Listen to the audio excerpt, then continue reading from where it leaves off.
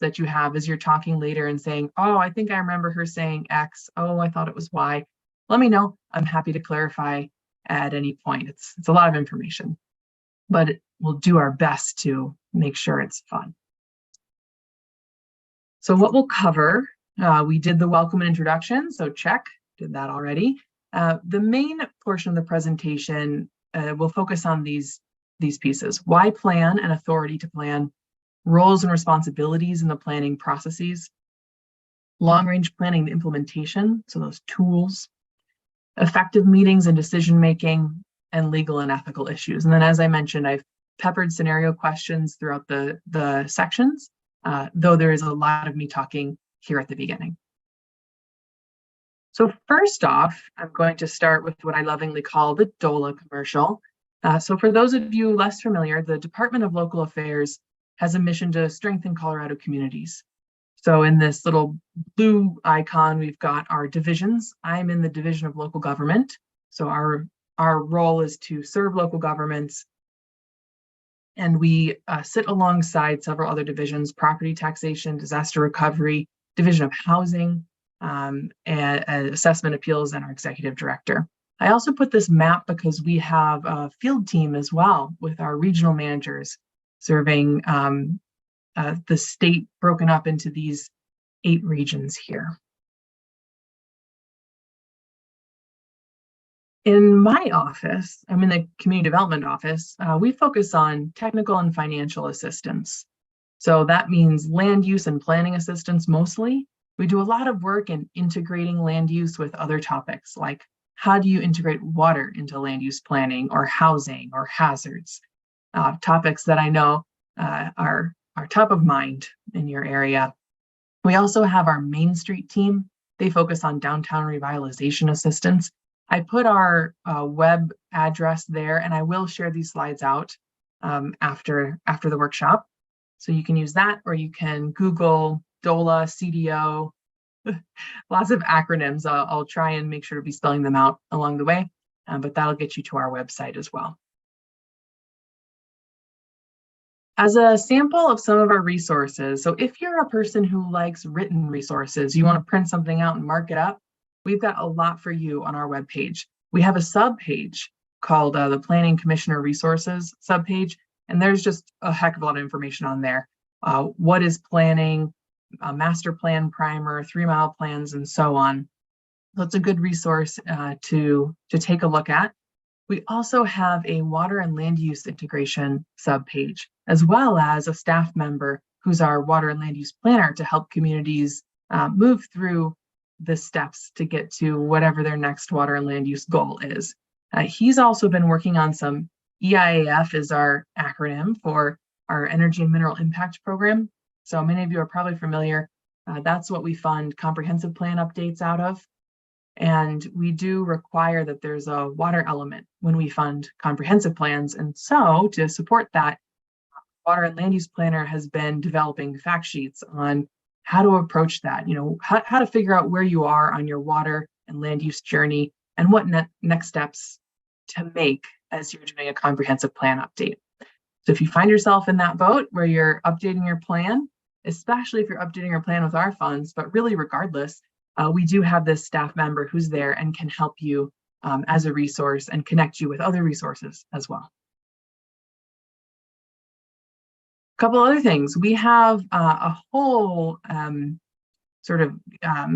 toolbox online called the Planning for Hazards Guide. So if you want to sharpen up hazards as they're integrated in your planning tools, you can go to that. It's its own web page, actually, at this point, has sample code and all kinds of good information on there. We also have a couple of pages on innovative affordable housing strategies.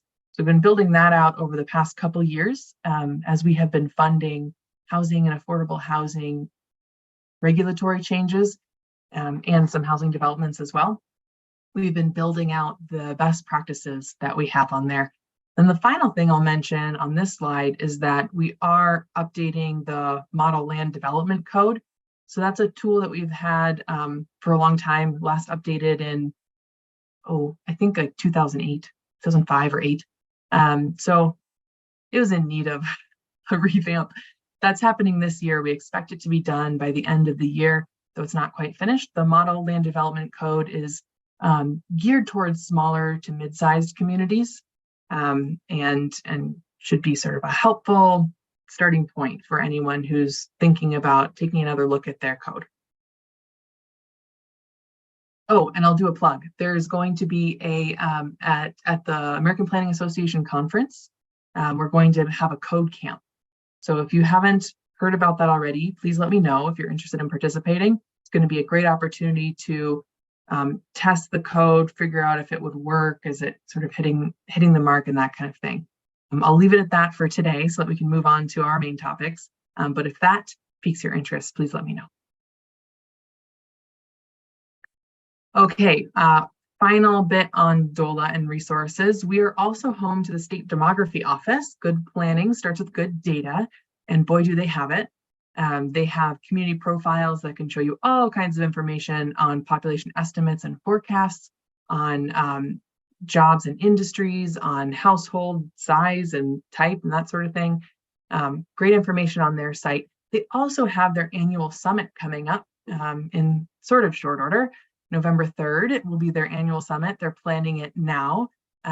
It's been hybrid recently, and I need to ask them if it's going to be a combination this go around. I'm not sure, but I can tell you that they do, regardless of whether it's in-person, virtual, or hybrid, they do post the sessions online, and it's quite good information. So keep an eye out for that. Okay, end of commercial. Let's go into the main topics. So I'll start off with why plan and planning authority. So as you're out there in the community, it's good to think about and maybe even have some responses at the ready when asked about why plan. Isn't that just something that sits on a shelf? Oof, that one stings. But why plan? I like to start with this. It helps governments be more efficient and effective. So if we have a defined process in our development code, it ensures fair treatment. That's great. It helps communities seize opportunities. If we've already done the work to know that the community wants to expand open space, then when that next parcel becomes available, there will be that buy-in already in place. And then, finally, it can prevent undesirable development. Haphazard development can be an eyesore as well as create all kinds of other problems. Accessibility in the case of this picture, which is my favorite picture for several years running. I like to throw out a challenge. If you can find me a better one, I am all ears. This is my favorite so far. It makes me laugh. It's not what you want to see. The other thing that I like to sort of keep in my back pocket is this quote here from Planners Web. Who would invest in a corporation if it didn't have a business plan? No one, right? That's kind of step one. The same is true for a community if it doesn't have a plan. Every successful institution, whether it's a corporation or a community, needs to plan. So it's just a nice back pocket to start a response to why planning isn't quite just a thing that sits on a shelf. It's a process. Okay, now authority. We have our grounding authority to plan, and it's the rights of government to establish laws and ordinances to preserve public order, promote health, safety, and welfare. That's called the police power in the US Constitution. It's reserved to states and granted to local governments through statute. In Colorado, we're a local control state, like most. I think it's something like 40 that are local control states. And we have few state statutory planning requirements. I'll go over those shortly. But here I'll mention that the grant of authority for land use planning in Colorado does come from statute. And then also, if you're a home rule municipality, from the charter as well, will be another source of authority to check.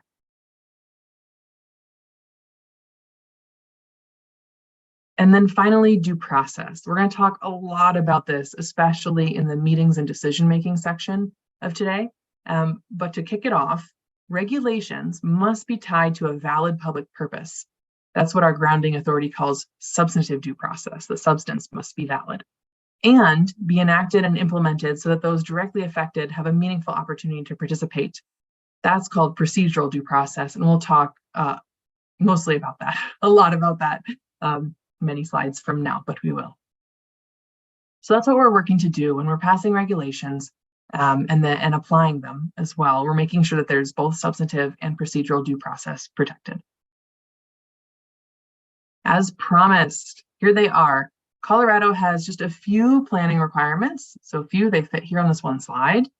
We have master plans or comprehensive plans for local governments that meet statutory criteria for population and growth rate, subdivision regulations if you're a county, and then 3-mile plans for municipalities.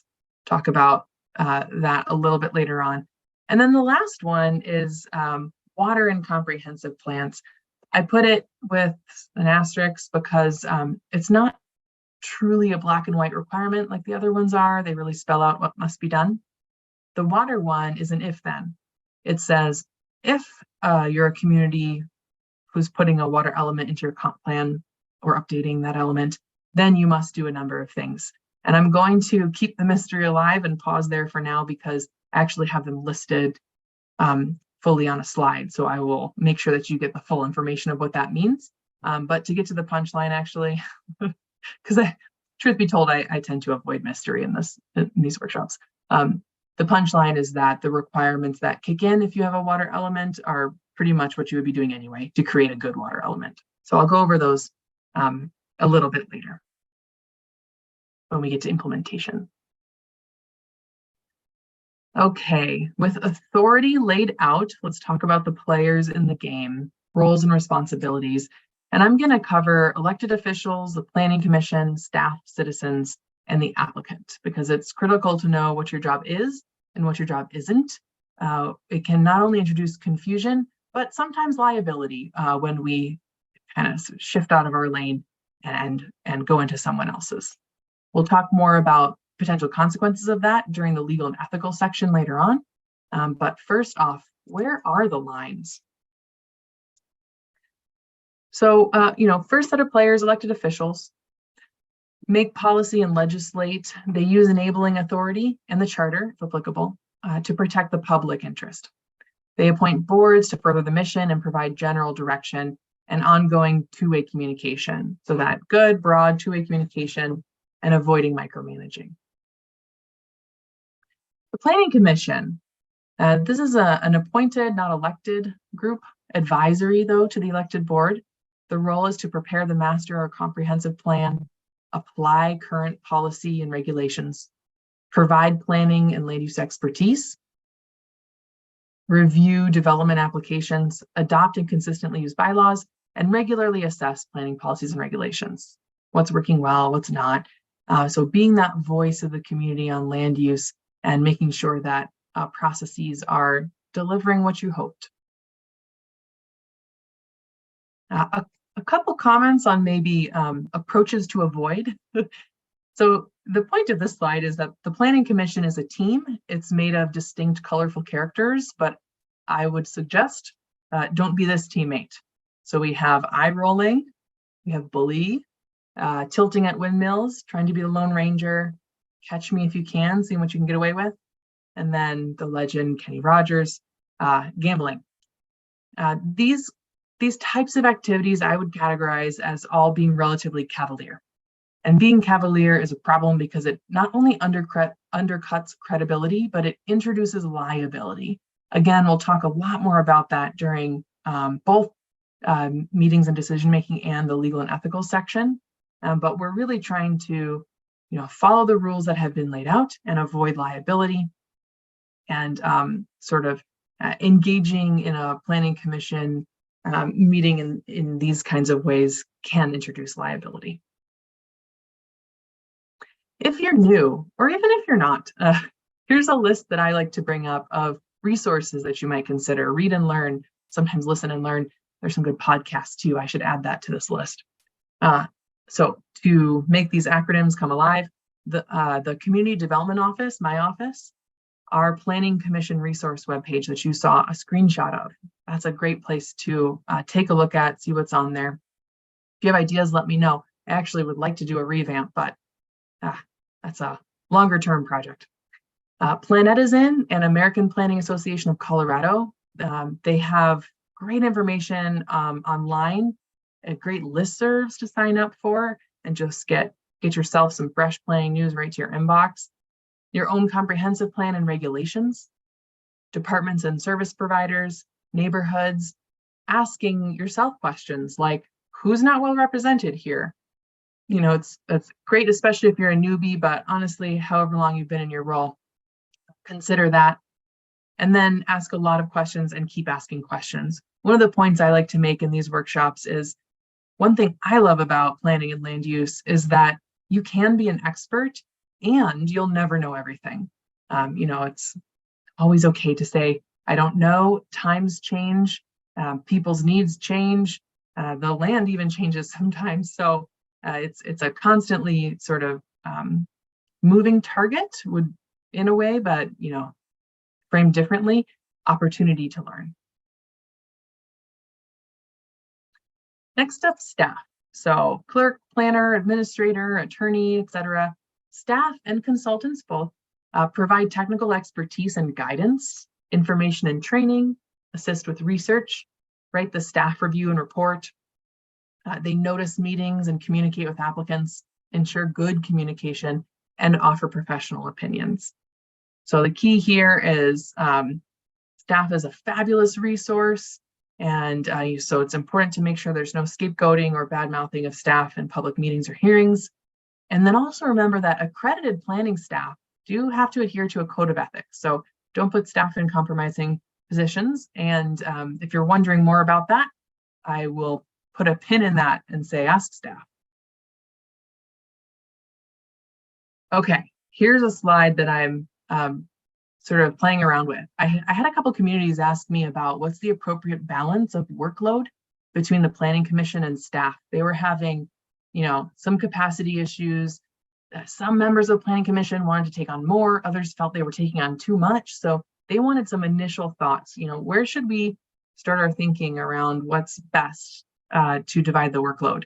And really, this is so context dependent. So what I have to offer to them and now to you is some initial thoughts that you would need to sort of tailor to your own situation and take what works for you.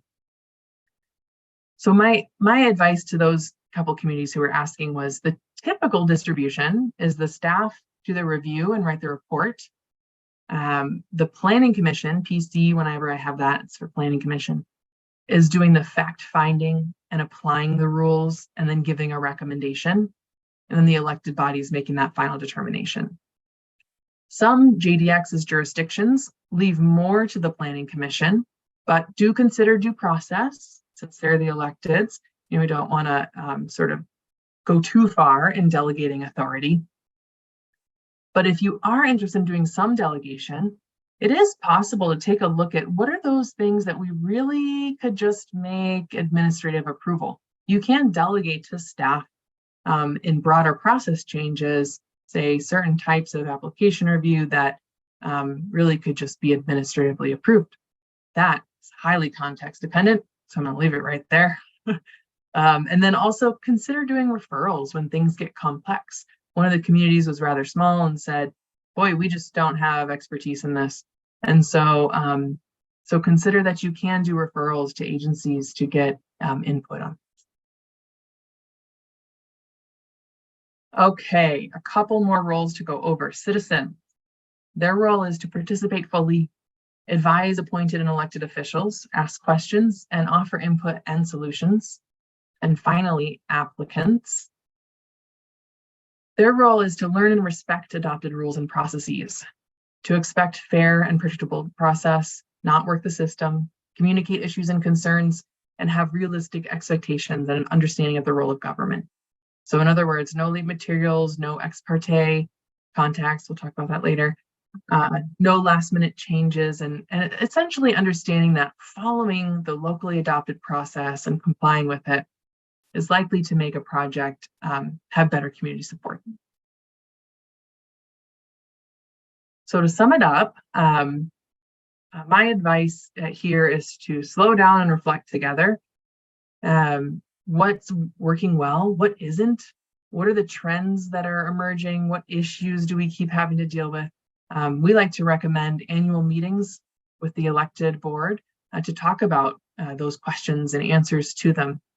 And it's also a venue to make recommendations on what could change to make processes more efficient, more effective, deliver on the kind of community building or development that you'd like to see. Okay, now, after a good chunk of talking from me, as promised, I have just one, but our first hypothetical scenario question. So I'll read it through and then ask you for answers. In our first question here, the Planning Commission makes a unanimous decision, but the town board overturns it, which happens often. What actions could the commission take to address their concern about being overturned? A, talk with staff for feedback, ask for regular check-ins. B, call the mayor, find out more details. C, attend the town board's next public meeting and raise the issue for discussion. D, post a letter to social media, make the Planning Commission's point of view known. What do you think?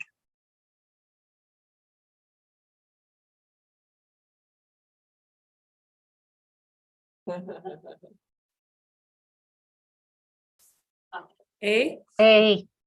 Yeah, nailed it. I agree. A. Definitely not D, right? I can agree that has some hazards. Social media, not always the most balanced place. Has its role. We'll talk about that later. Okay, well done. We'll have more questions in the sections that follow. Starting off into our next section, long-range planning and implementation. So here are the general tools of planning. We have our by statute, it's generally called master plan, but also comprehensive plan is probably more common these days, as well as just some other names. Some communities just have a total, like, Envision, Community X, or something like that. There are lots of ways that you can call your master or comp plan. 3-mile plans, annexation policies, intergovernmental agreements, plan unit developments, areas or activities of state interest, those 1041 powers, subdivision regulations, zoning, building codes, and incentives and programs. So all of these work together, but I'm going to start off with the comprehensive plan. So this is the community's vision and roadmap. I think this is what a lot of people are referring to when they say something sits on a shelf. I would say it captures a good public process and likely has an action plan that implements it. In Colorado, most comprehensive plans are advisory. They can be mandatory sort of regulatory documents if they're adopted with sufficient detail as a regulation.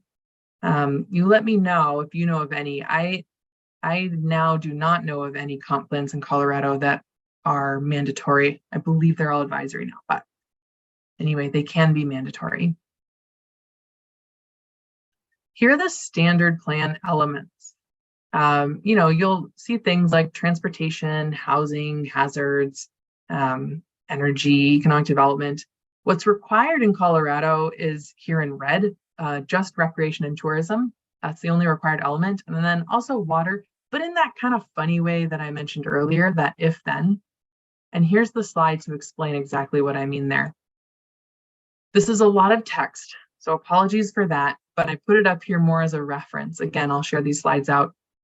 So what's required if you do have a water element in your comp plan, this starting in 2020.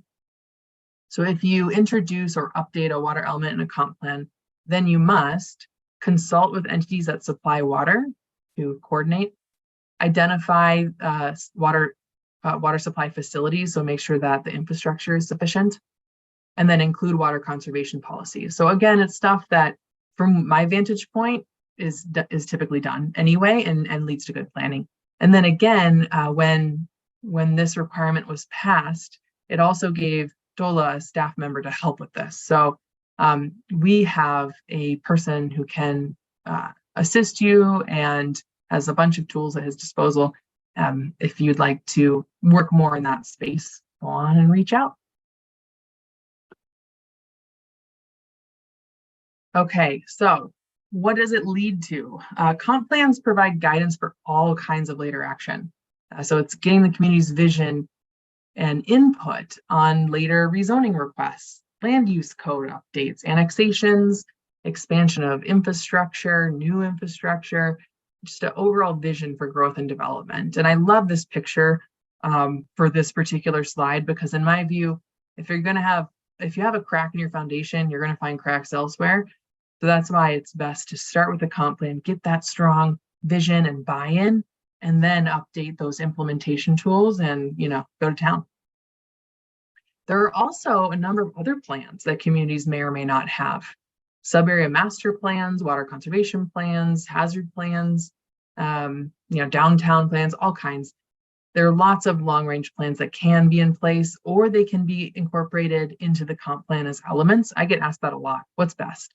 And my typical answer is 6 of one, half a dozen another. The question is, do they support or conflict with each other? So perfectly fine, in my view, to have a separate plan as long as it's working in concert with your comp plan.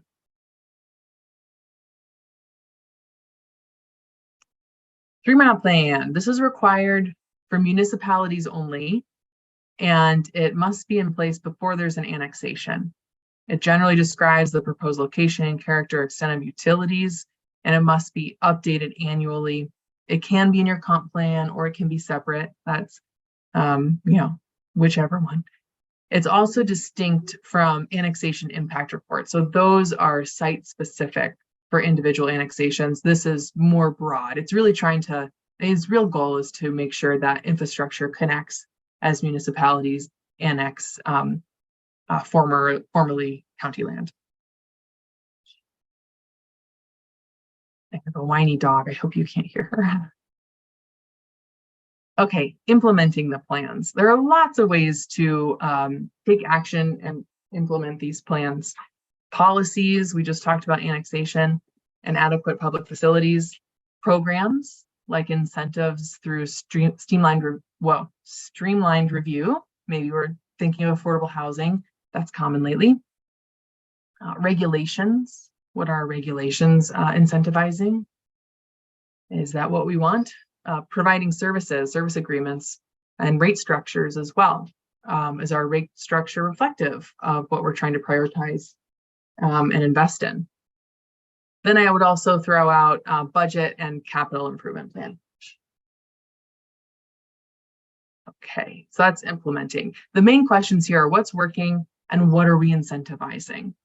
Because we're already, just based on the structure of our review, as well as more concrete financial things like fees, we are sort of subsidizing certain types of development. So is that what we meant to do? Or do we want to sort of reframe that? Gonna get my dog out of my office quickly. There you go. Thanks. Thought she'd be quieter if she was near me, but no. All right, a couple comments on trends that I've been seeing. Now, this is from a statewide perspective, so some of this may resonate, some of it may not. But generally speaking, here's what I'm seeing. Planning for an aging demographic. Lots of times communities will go ahead and look at their community profile with the State Demography Office and be quite surprised about what they find in their forecasts. So planning for an aging demographic, as well as public health and livability. That is a thinly veiled nod to COVID. Integrating hazards into development and decision-making. That's been ongoing for many decades, but still, it seems to be a rather a common trend, popular trend. Plan for protecting and ensuring sufficient water supply and quality as well. Creating opportunities for housing, affordable housing, and housing type choices. So we're thinking about what are the needs, based on the demographics that we have that are projected, what are the housing types that would sort of suit those needs? Do we have a good mix in our housing stock?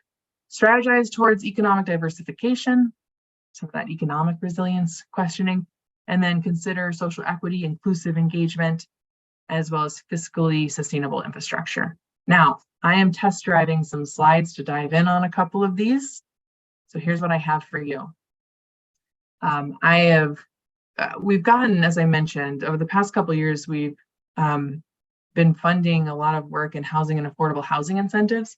So we're starting to develop a lot of lessons learned and best practices in this space. And in my view, the right strategies depend on what your land use goal is. So that's why I've framed these as questions. What do you want? And then I have thoughts for you. So you being you broadly speaking. So if you want affordability, what we're generally seeing is the most important thing is a predictable, well, I shouldn't have phrased like that. An important thing is predictable and fair process. Incentives like reduced fees, flexible standards, streamlined review, that kind of thing, also pretty critical for affordability. In your area, I know how strongly you feel this and how sharply you've been thinking about it lately. So makes me feel very aware of who I'm presenting to with this slide. But in any event, affordability partnering seems to be critical from what we've been seeing in successful projects, and treating construction methods the same. By that, I mean stick-built versus modular, for example. Do you want density? In that case, I would say that by right development seems to be a popular approach. Adjusting standards like setbacks, height, parking, especially thinking about if you're doing this by square footage or by unit or by bedroom, like really thinking through how those are applied and whether they're working or not. Infrastructure upgrades. If you want density and require infrastructure upgrades, sit back and think, what's necessary? Is that working or is that a hurdle? I hear there a lot in the ADU space, like, oh yeah, we could really get this done, except we can't afford to do the required infrastructure upgrades. So it's one thing to maybe reduce fees and make take a little bite out of that. It might be another to take quite a big bite with infrastructure. And then review, tap, and impact fees. Are those sort of incentivizing what we want? Or is it the same cost, whether it's, large single family detached versus duplex versus, I don't know, depends on what kind of density you're thinking of. Oh, and by the way, this sort of picture list that I have is from our website. So those were the strategies from what we call the 1271 program. And we've got some guidance documents for each strategy if you'd like to take a look. Okay, other thoughts here. What to do with ADUs? Already mentioned them for a second, but from what we've been seeing so far, there's been so much varied and creative work in ADUs. We've noticed that typically they're a slow impact, gentle density option. I think they're a topic that I think can really set off a lot of alarm bells for people, understandably so. But from what we've been seeing about once they are, legalized, is that they don't tend to be something that pops up on every single lot. So that's why we call them slow impact, gentle density. Depends on the market, but generally speaking, that's the case. If you want them, again, because that's the premise, do not require unrelated conformance to approve ADU permit or additional parking. And what I put here is ask, what's the minimum we need to care about? So, what really is the potential impact? What is truly grounded to actual, land use impacts? And do we need to regulate or don't we? So a series of questions to consider. You can review the AARP model local ordinance. They've been doing some great work in model ordinance spaces, and I think that's one to take a look at and consider if there are any pieces that you would want to incorporate. And then consider middle housing too, duplexes, triplexes, that kind of thing. They've often been sort of left by the wayside and can be a slick way to add some gentle density and housing type diversity. Then finally, do you have an STR problem? Short-term rentals. And I know in your neck of the woods, this has been a big conversation. So this slide is a mere head nod in the direction of the big conversations that you all have been having and the work that you've been doing. But the bits that I've been sharing around the state when asked about short-term rentals is that incentives for workforce rentals seem to be very popular across the state, focusing in on that workforce level. And then the other thing that I've been hearing is that caps don't seem to work. I think they're an understandable maneuver in several scenarios. But typically what I hear is that a cap goes in place and then short-term rentals continue to proliferate. They just kind of go underground. So consider that it's such a sort of moving landscape, short-term rentals, and it's really market dependent. So I'll leave it there for now. The final comment I'll make on this slide is just a flag that consider the prevalence of HOAs and planned unit developments in your community. If you're looking to make some changes, then forward-looking, it's good to think about those. I've learned recently that Colorado has something like the third or fourth highest percentage of population that lives in HOAs in the country, which really surprised the heck out of me, but makes it all the more apparent that, as we're moving forward and thinking about rules that we'd like to see change to encourage whatever development the community is trying to go for, note applying it to HOAs and PUDs. Okay. Now, another trend that I mentioned was fiscally sustainable infrastructure. This is a screenshot from a presentation that we had from a group called Urban 3. This guy here is Joe Minicozy. They call themselves geo-accountants, and how they describe that is, like an accountant, they don't really care if you want to buy a canoe or a speedboat. They're just going to tell you what it's going to do to your financials. So geo-accountants is sort of the planner's equivalent. And the purpose of this slide is that another trend that I've been seeing is considering fiscally sustainable development patterns. So these guys work across the country. They worked in Colorado too. So this picture happens to be, unfortunately, from Indiana, but I can tell you from seeing some of their visuals, they've got this data and it's the same. But the point of this slide is that they can demonstrate, if you're looking at a traditional grid type neighborhood as compared to this cul-de-sac style on the right, that style on the right is 1.8 times more expensive than a grid type pattern for a local government to maintain that infrastructure long term. So point of this is that we've been noticing a sharp increase in communities as they're approving developments, considering, oh, wait a minute, what are the actual very long-term costs to us to maintain this infrastructure? How much pipe do we really need to put into the ground? How far does it need to go? How many rooftops will it be spread across as we're making this decision? We also have, by the way, the Strong Communities program in my office is just really launching, but starting to develop some helpful information on that topic as well. Okay. Final trend, I mentioned inclusive engagement. This is another slide for you as a reference because I like the words that are on here. I don't know about you, but I get asked rather regularly, what is the difference between all these words? Which ones should we use? This kind of thing. Diversity, equity, inclusion, equality, where are the lines? So I think this is a handy tool to answer those questions quickly and easily. So diversity here is a description of your differences. Inclusion is what you do with those differences. Equality gives everyone the same access, and equity levels that playing field. And here's a visual for that equality versus equity piece. There's another one with people looking over a fence at a baseball game. That's pretty cute, but I like to bike, so I use this one. So here's equality, everyone having the same bike. Here you go.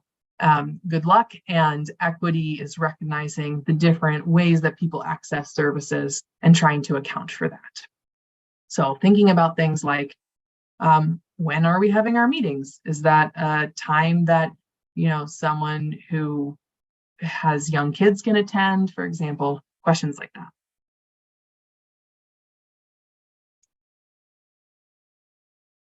All right. Ready to move into meetings and decision-making section. So this one, prepare yourselves. There's going to be several, I think 6 hypothetical questions at the end of this one. So get your brains revving. But I'll start you off asking if your meetings look like this. Are they a little stiff or unapproachable? Or maybe like this? Hopefully not. Probably sometimes. I would bet money on sometimes at least. So next we're going to talk about the types of action that we take. And I'm going to focus in on legislative and quasi-judicial. So the key for this segment is to think about which hat you're wearing. Is a legislative hat where we're doing broad public policy, we're making decisions that are permanent and general in character? It's not about one individual. Or is it quasi-judicial? This is determining rights or obligations of an individual. So we're using those legislated rules to make a determination on application, for example. When you're wearing our legislative hat, like in public meetings, this is where we're seeking input, championing broad, inclusive participation. We're explaining the context, the big picture, the process, the timeline, demonstrating active listening, limiting jargon and acronyms, so it's making things accessible. Help make it relevant. Why should people care? Act as a community ambassador and remain courteous no matter what.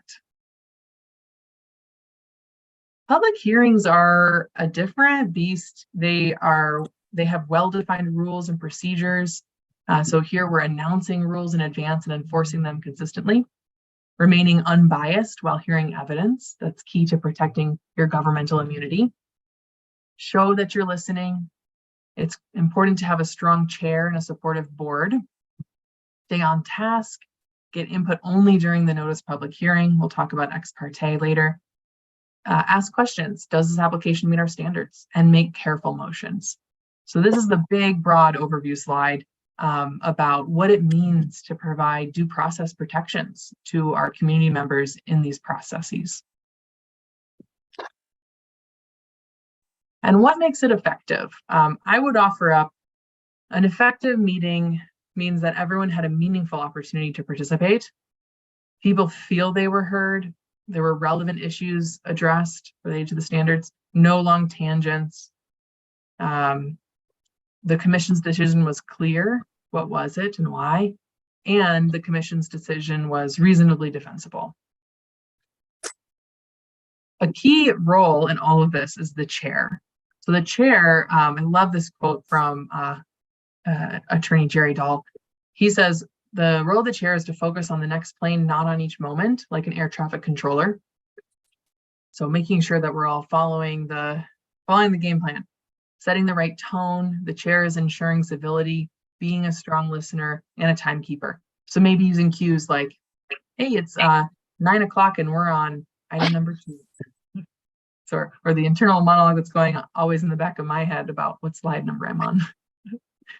And the critical piece is to not hand over control of the meeting, because it's tough work, you know. Some people may think that this is how decisions are made in these processes. I am having the hardest time letting go of my applause-o-meter, but I know it's a little dated.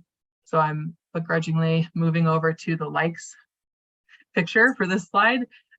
So people may think it's all about who likes what decision the most.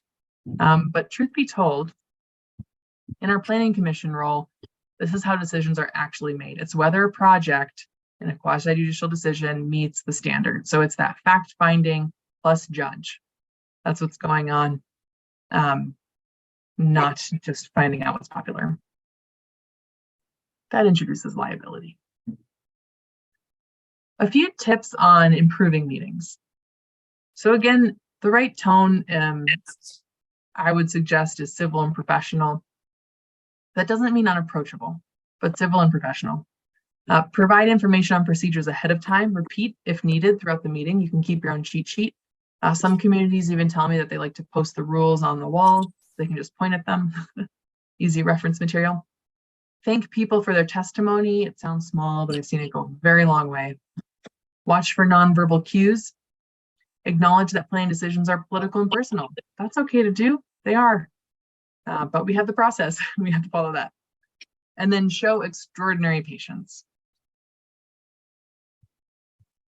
A few comments now on hurdles and mistakes that I tend to see. So a few here: not being prepared.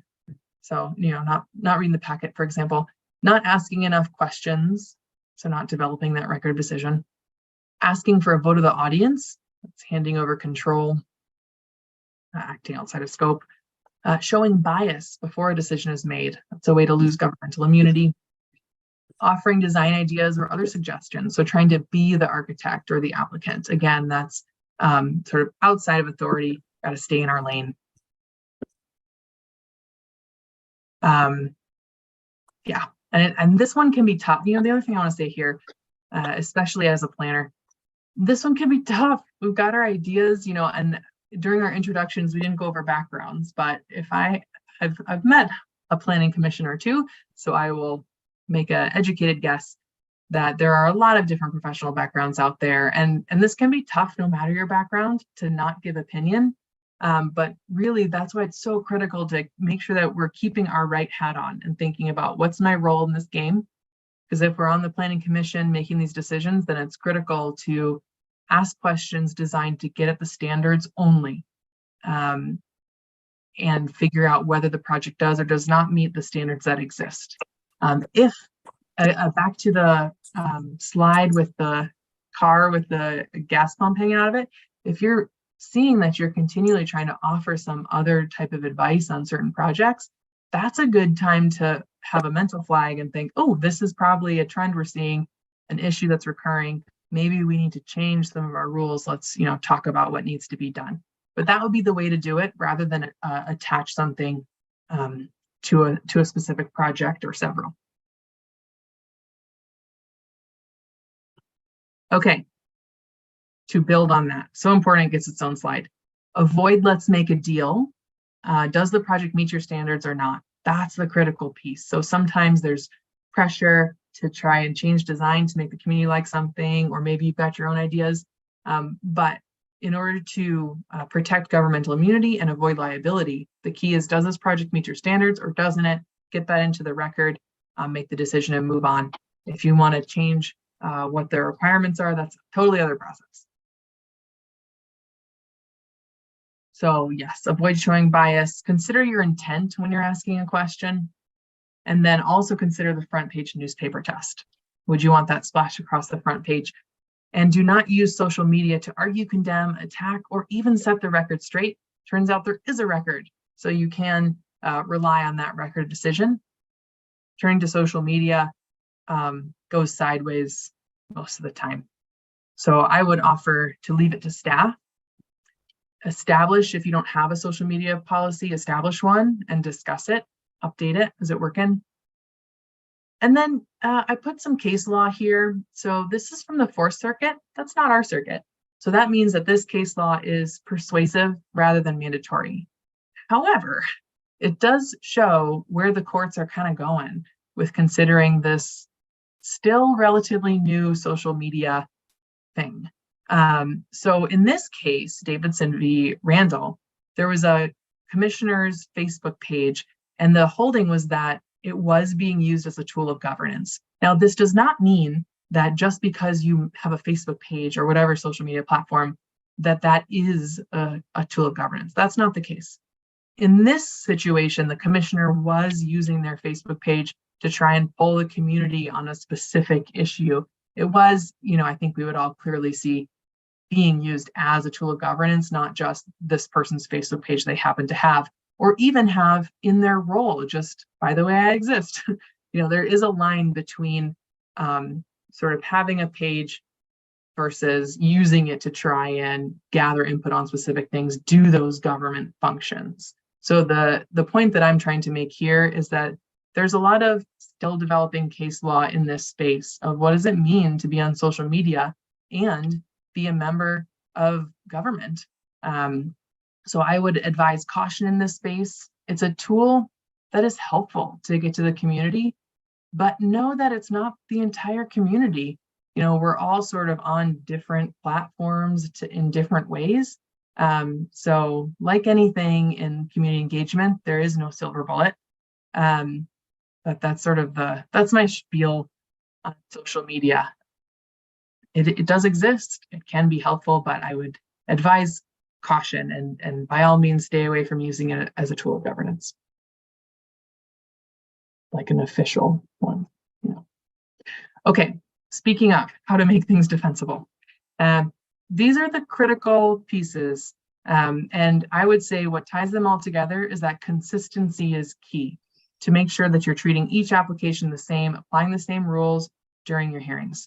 So noticing, providing the opportunity to be heard, having clear rules, following your process, having good findings of fact and unbiased, timely decisions, and complete records.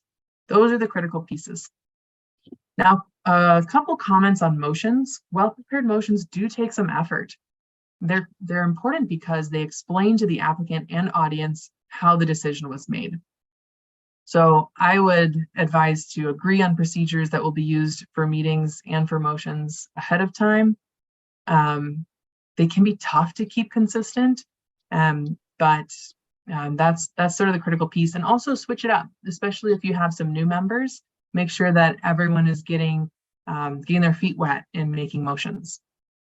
So pass the hat around, or no, it's not the right one. Pass it around. So that's the best I can do. Can't think of what the right metaphor is. All right, avoiding getting tripped up. Before voting as one complex motion, you can vote on conditions one at a time. And then also know that you can move to approve for reasons listed in the staff report. This includes the staff report and findings. I think it's slick, big fan. And speaking of findings of fact, these are your factual foundations for your conclusions about whether the standards were met. So you can think of them as legal breadcrumbs. Facts must address the standards, ask questions designed to get you evidence related to those standards. Findings of fact also show that your adopted process was followed. That helps you out if there's a legal challenge. They can show that your decision conforms with the comp plan. You cannot make decisions based on opinion or gut. It's all about the standards. And as a tip, you can raise highlights from a work session. That was a question I got asked about. What do we do if we had some discussion in a work session? You can raise highlights from the work session if you need to. And then the last thing I'll say here, I called these the legal breadcrumbs. And the reason for that is that in Colorado, if your decision is challenged and it comes before a district court, well, a trial court in Colorado will review based solely on the record that was before the governmental entity. So that means they'll be looking at your record decision, they'll be looking at your findings of fact, and your decision must be affirmed by the court unless there's no competent evidence on the record to support it, meaning they must affirm you unless your decision was essentially arbitrary or capricious. So that is a great bit of case law in your favor and a strong endorsement of creating a really solid record decision, making sure that your findings of fact show that you were focused on your own standards and following your own process. Final tips, detailed deliberation informs better motions, the community, and hopefully not a judge, but a judge on how a decision was made. Avoid vague or non-specific motions. Would someone 10 years from now know what was decided and why? Watch for bias against difficult people. And don't be afraid to say, I don't know. You are land use experts, yes. But as we already talked about, it's a constantly changing landscape and it's impossible to know everything. So don't be afraid to say, I don't know. If you don't, and you don't need to explain or apologize for the process. It is what it is, and following it mitigates your liability. So following the process is good. If they don't like the outcome, they're likely to attack the process. That one is my favorite, to the point where I put it in bold on this slide, because there's, I tend to see a big draw towards trying to take the heat out of the room. And that is so understandable. And there are lots of ways to do that. But if the approach to do that is to try and modify the process to help someone, feel better, well, if they're still not happy at the end of the day, they don't like the outcome, then they're going to attack the process. And depending on what happened, that can help them win. So the best thing to do is to follow your process, document it well, be consistent, and say, bring it on. Okay. Here's a little visual on a different note about public engagement. So this is some visuals of results from Lakewood. So I want to say it was in 2016. Yes. So in 2016, they decided they wanted to look into doing online engagement because they didn't have anything in that space and were wondering about it. So they launched this project called Lakewood Speaks, and it was an online engagement platform, and their results were incredible. they increased public participation by 800%. They reduced the cost per participant from $97 per participant to $2.77. They also cut staff time on these meetings by 87%, and staff said they were finally able to get to a backlog of work that they always had and just never cut. Huge results. They also, as you can see in the pie charts here, they were able to better reflect the demographics of their community. So on the left, that did, every community is different, but for them, that did not represent what their community looked like. And on the right at the bottom there, much more so did. The other thing I put on this slide, the last thing I'll draw your attention to is this red arrow pointing at a valley in the bar chart. So this is showing comments online over time from 6 a.m. to the wee hours. And what you can see is people tended to comment most around the lunch hour and then kind of tapered off a bit. There's this huge valley that's from 6 to 8 p.m. And then another one at like 9. So maybe after kids go down, something like that. I don't know. Didn't ask about that specific. But right during that valley is where they used to hold their in-person meetings. And so what they learned was they needed to adjust the time of their meetings. So they still do have in-person meetings, but they have this complementary online tool where they can give people more time to give their comments on issues in the community. So again, as with everything in this presentation, I'm not saying this is the awesome thing that everyone must do. No, I mean, community engagement is so community specific. But the point that I would make with this slide rather is, hey, this is great for them. And also, in my view, community engagement takes a diversified approach. So again, like most things, no silver bullet, but this sort of worked wonders for them. Okay, in conclusion, a popular decision is not always good. A good one's not always popular. And yet it's your responsibility to protect the current and future public health, safety, and welfare, even if it's not popular in the moment. So with that, now I have a series of questions for us to talk through, ground this information a little bit more. So well done on your first question. Let's try and hit another few. In this one, a local developer brings updated plans to the staff the day before the hearing. There's tremendous pressure on staff to allow the applicant to make these last-minute changes. What should staff do? A, quickly forward the new information to the Planning Commission members, amend the staff report. B, explain to the developer why this last-minute action is not appropriate, not workable. C, explain that the locally adopted process is the one that must be followed to ensure that staff, referral, staff, and agencies and boards have sufficient time to review.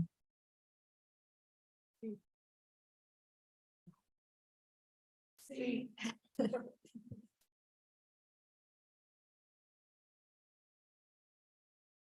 Is there an answer? Yeah, did you hear C? Good. I didn't. Thank you. C, yeah. C's good. I think B works too. And this is your, now you're on notice. Some of these questions have more than one answer. Yeah, B or C is definitely good. What are the local requirements? Next up, an unpopular development application would likely go over a lot better if they had better design. You decide to impose a condition of approval, a design standard not adopted, because you know it will calm opponents, and by the way, it'll make a better project. Is this a worthwhile and pragmatic solution?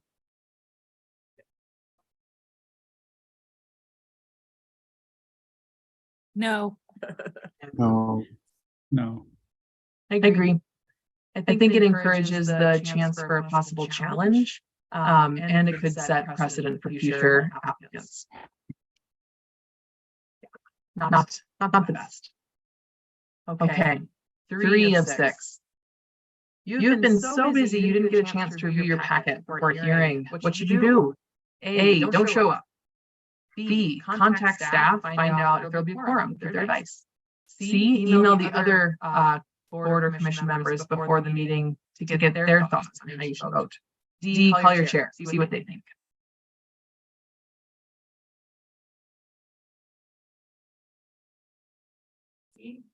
B. Yeah, he's good. I think B is good. I think D is good. C could introduce some open meetings issues.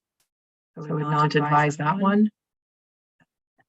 Yeah. Also, it could set you up for bias or prejudgment. That option C. All right. Next up, a citizen in the audience starts asking the applicant questions. Is this acceptable? A, yes, you can't stop or hinder free speech. B, no, questions must be directed or raised to the board or commission to maintain control. B.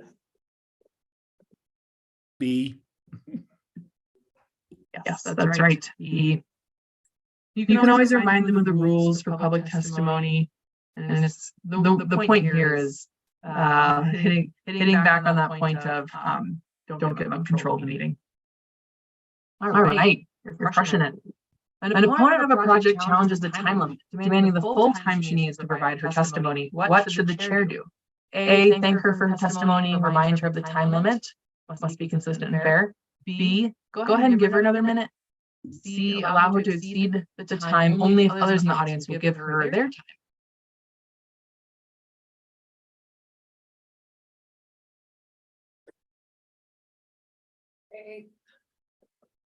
A. Yeah, is good. A. Oh, was that a different one?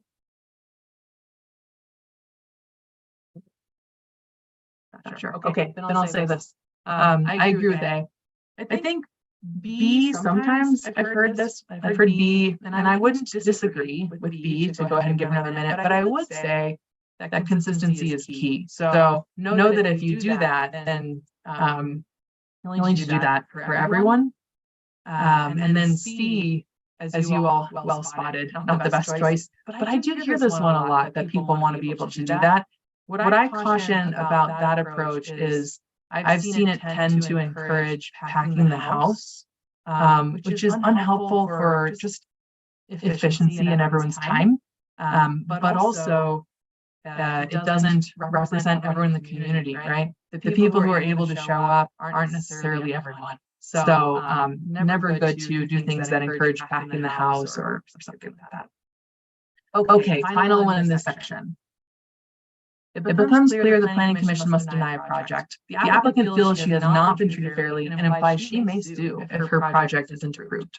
What should the planning commission do? A, approve the project, but with several conditions you expect she'll not be able to meet. B, be sure the motion used to deny it is clear and the staff report lays out which standards were not met to make clear why it was denied. C, deny the project, but then the chair should call her afterwards to better explain why it had to be denied to make sure she feels heard. B. Yeah, nice. He is right. This is an example of why findings of fact and showing how a project does or doesn't meet standards is so key.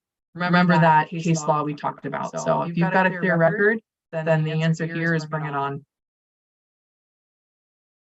But like, please don't. But yeah.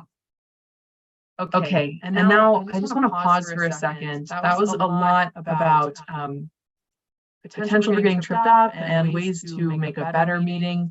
Are there any other ideas though? Anything that we didn't touch on that works particularly well for you, or that anyone wants to raise up as a thought to make meetings and hearings better?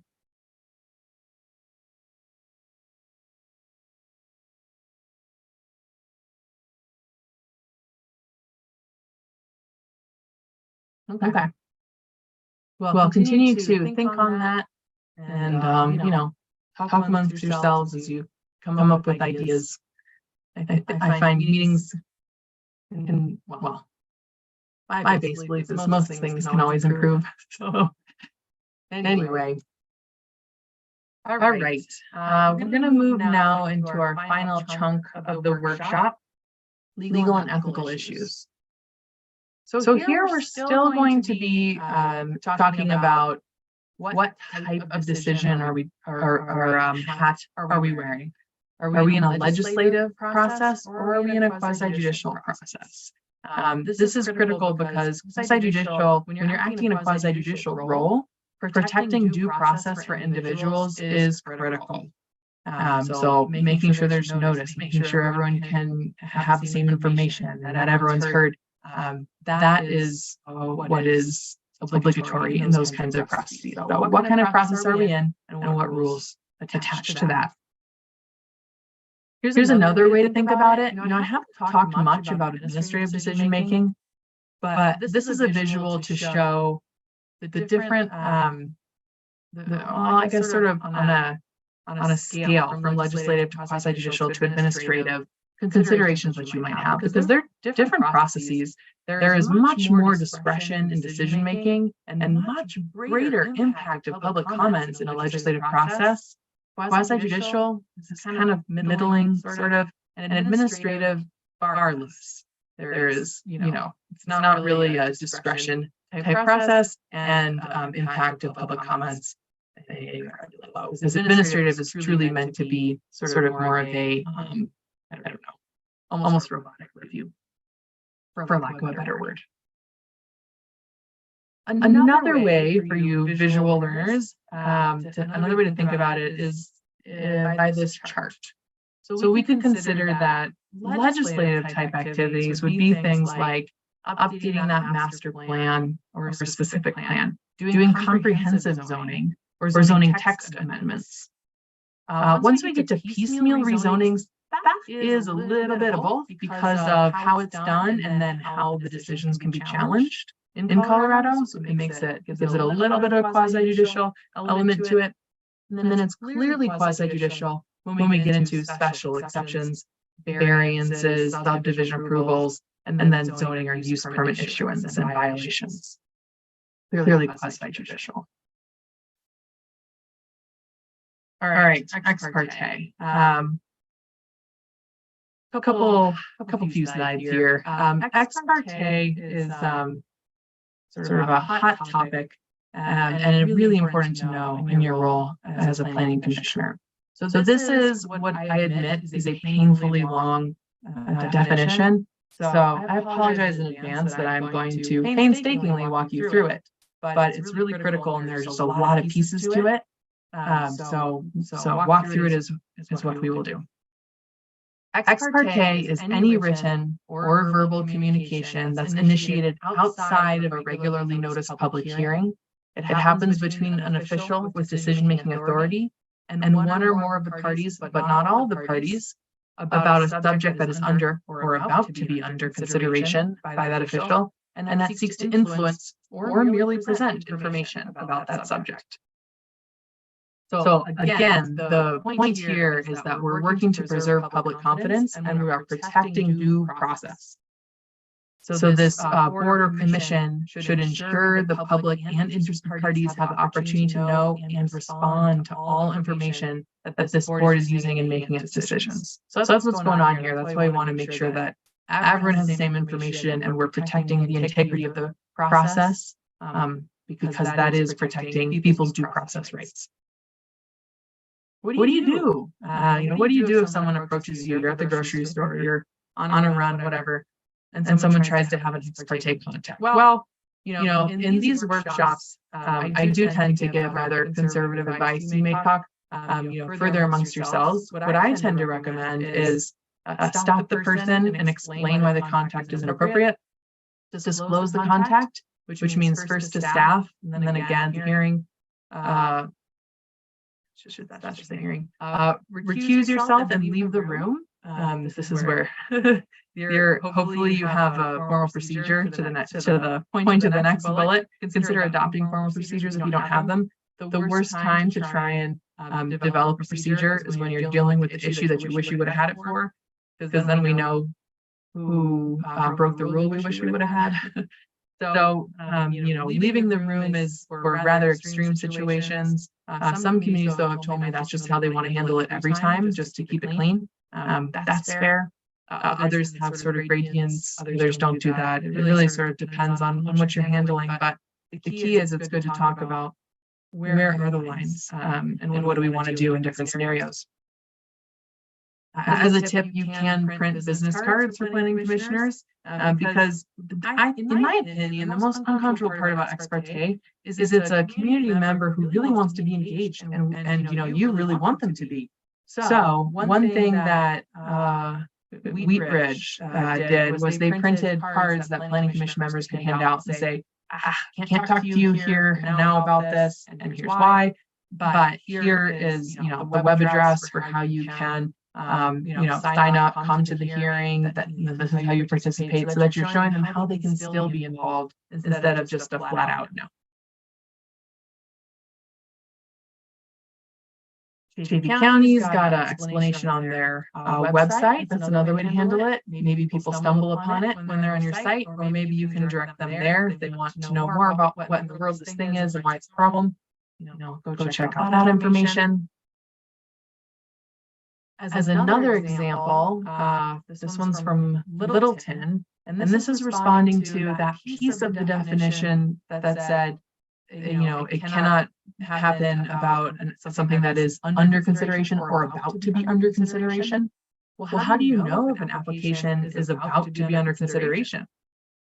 Littleton, and you may already have your process in place, but Littleton sends out an email to the planning commission members as soon as an application is received. Their attorney has said that's when you know something is about to be under consideration. I'll tell you that attorneys in Colorado rightly disagree on what it means to be about to be under consideration. So the most important part for complying with this is following the advice of your attorney.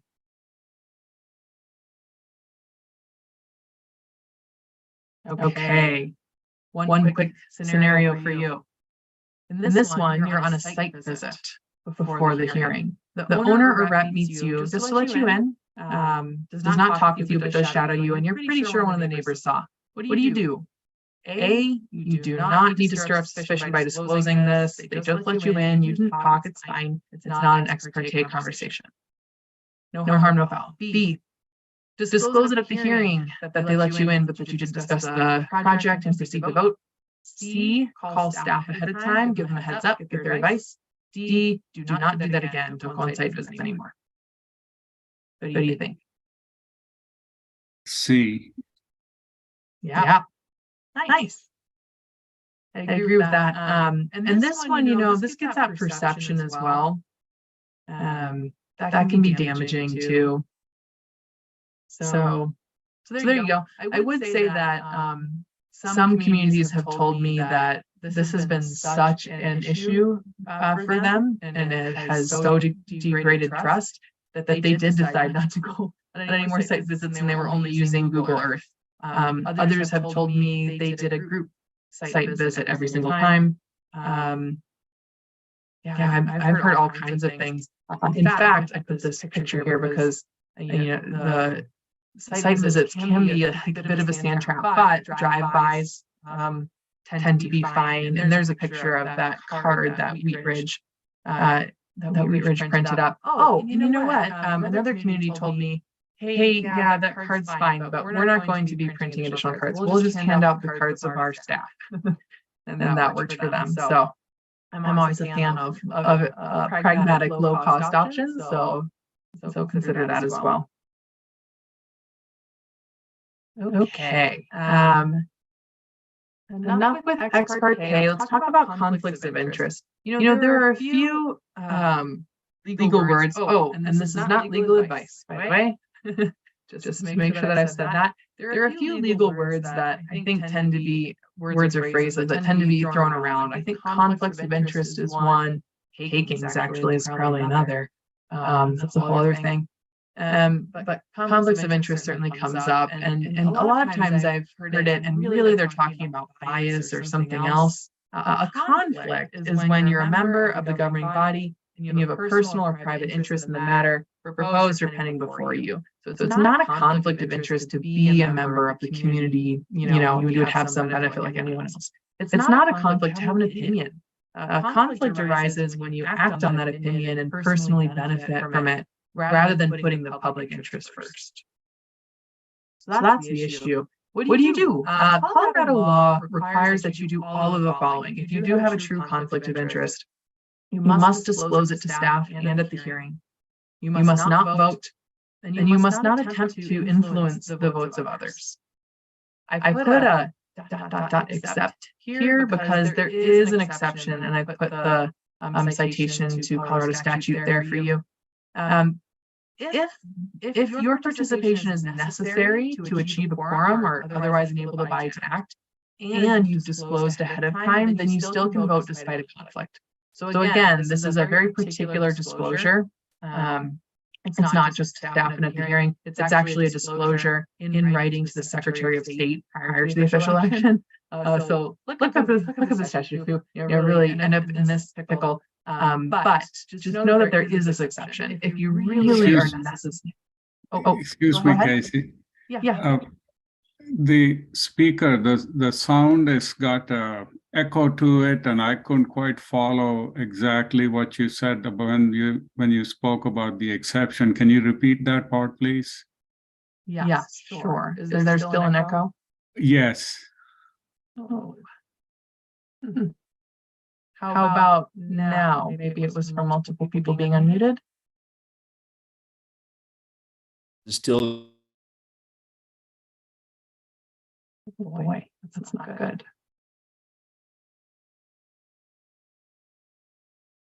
Okay, still echoing. And does anyone have any tips? This has not happened to me before. Yeah, it looks like you have somebody on a phone line and they're not muted.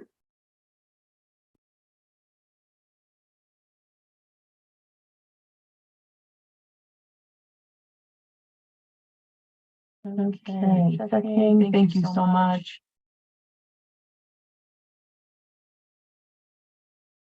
Okay, I think everyone's muted now. How's it sound? You still have some echo, but it is better than before. Yikes. Okay. Boy, I'm sorry about that. Well, the good. Oh, yeah, Valerie? Are you using a headset? No. Okay. I got nothing. Suppose I could try and call in. Thanks for the text about the echo too. I'm just seeing it.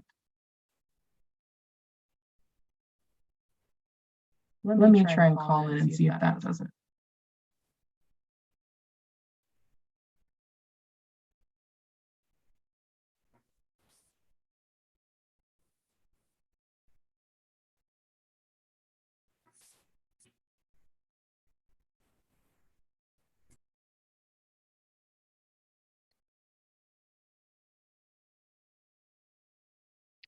Okay, how about this?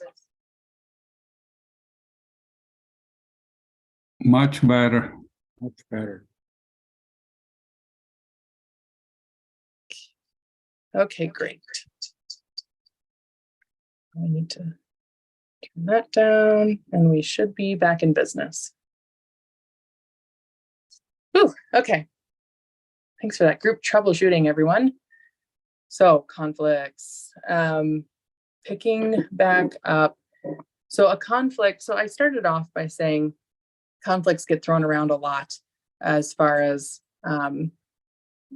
whether they exist. And a lot of times it seems like it's really about bias or something else, or, oh, you have the potential to benefit from this, so therefore it's a conflict. Not always so, right? Sometimes we're just a member of community and we're working to sort of improve and do economic development. So it's not, it gets thrown around a lot. A conflict is when you're a member of the governing body and you have a personal or private interest in the matter proposed or pending before you. So it's not a conflict to have an opinion. It's when you act on that opinion and personally benefit rather than putting the general public interest first. If you do have a conflict, then you must disclose it to staff and at the hearing, must not vote, and must not attempt to influence the vote of others, except if your participation is absolutely necessary for the body to act. So to achieve a quorum or otherwise enable the body to act, and you've made disclosure in writing ahead of time to the Secretary of State, then you can still participate. So if you see this tough spot coming and you're not going to be able to take action, know that there is an out, but it is incredibly limited. Generally, it's following these 3 bullets. Okay. A couple scenarios. First, an applicant claims one of the council members has a conflict because she always votes no on her projects or whoever. The council member should not vote on this project because of the appearance of a conflict and the importance of due process. True or false? False. Right. Agree. This might be biased, but it's not conflict. Okay, next. You're convinced your fellow planning commission member has a conflict. What do? A, talk with that member at least a few days before the hearing. B, set up an informal meeting with the other planning commission members so they can help you explain why this is a conflict. C, talk with staff, get guidance. D, raise your concern in the planning commission meeting before the proposal's heard. C, yeah, nailed it. I think A, sometimes I've heard A, which I wouldn't disagree with, that some communities have said that works for them. They're able to work it out that way. But yeah, I would say best answer C, A is workable. Mhm. Okay. Open meetings. Trying to take a pause. I'm feeling myself want to speed in case the echo comes back. Open meetings.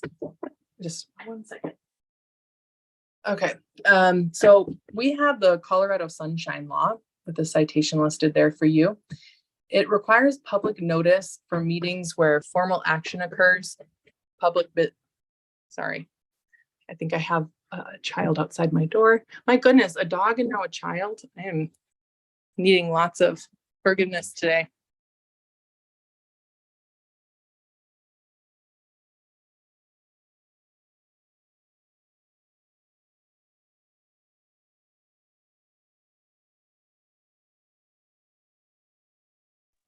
Okay, I'm sorry about that. Whew.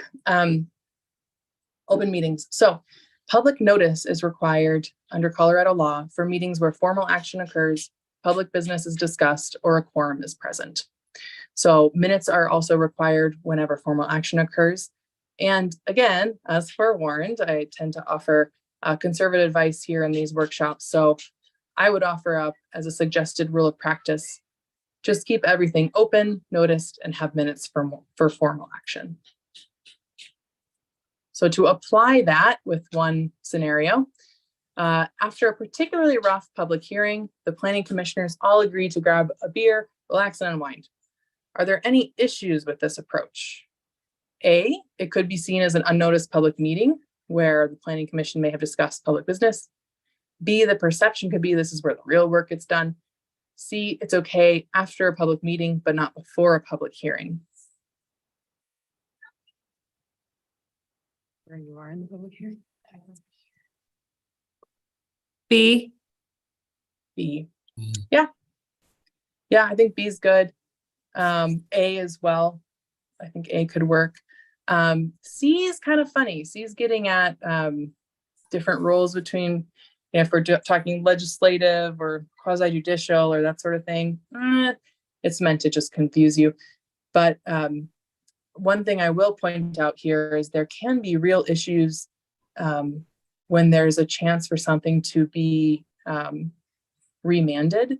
So if it goes up to the elected body and then comes back down, it's really critical to only talk about what's going on in the hearing during the hearing, not before and not after.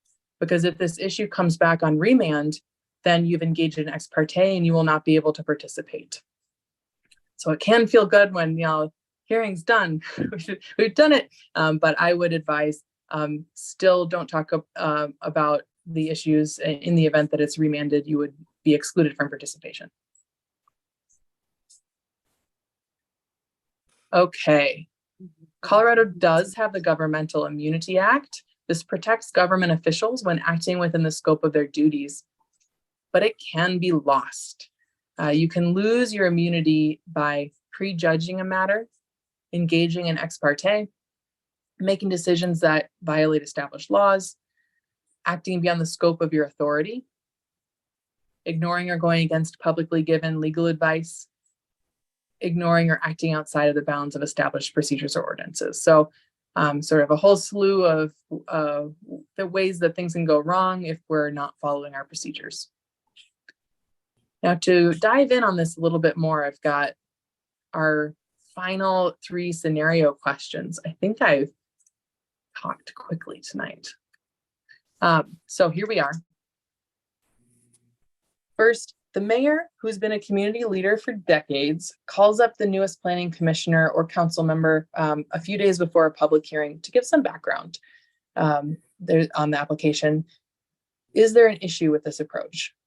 A, while the intention may be noble, the mayor is engaging in ex parte, it threatens the decision of the board, could be overturned if it were challenged. B, it's inappropriate because the new board member may feel pressured to vote in alignment with the mayor's view. C, as long as the mayor just gives background that the new member probably doesn't know and doesn't tell them how to vote, it's fine.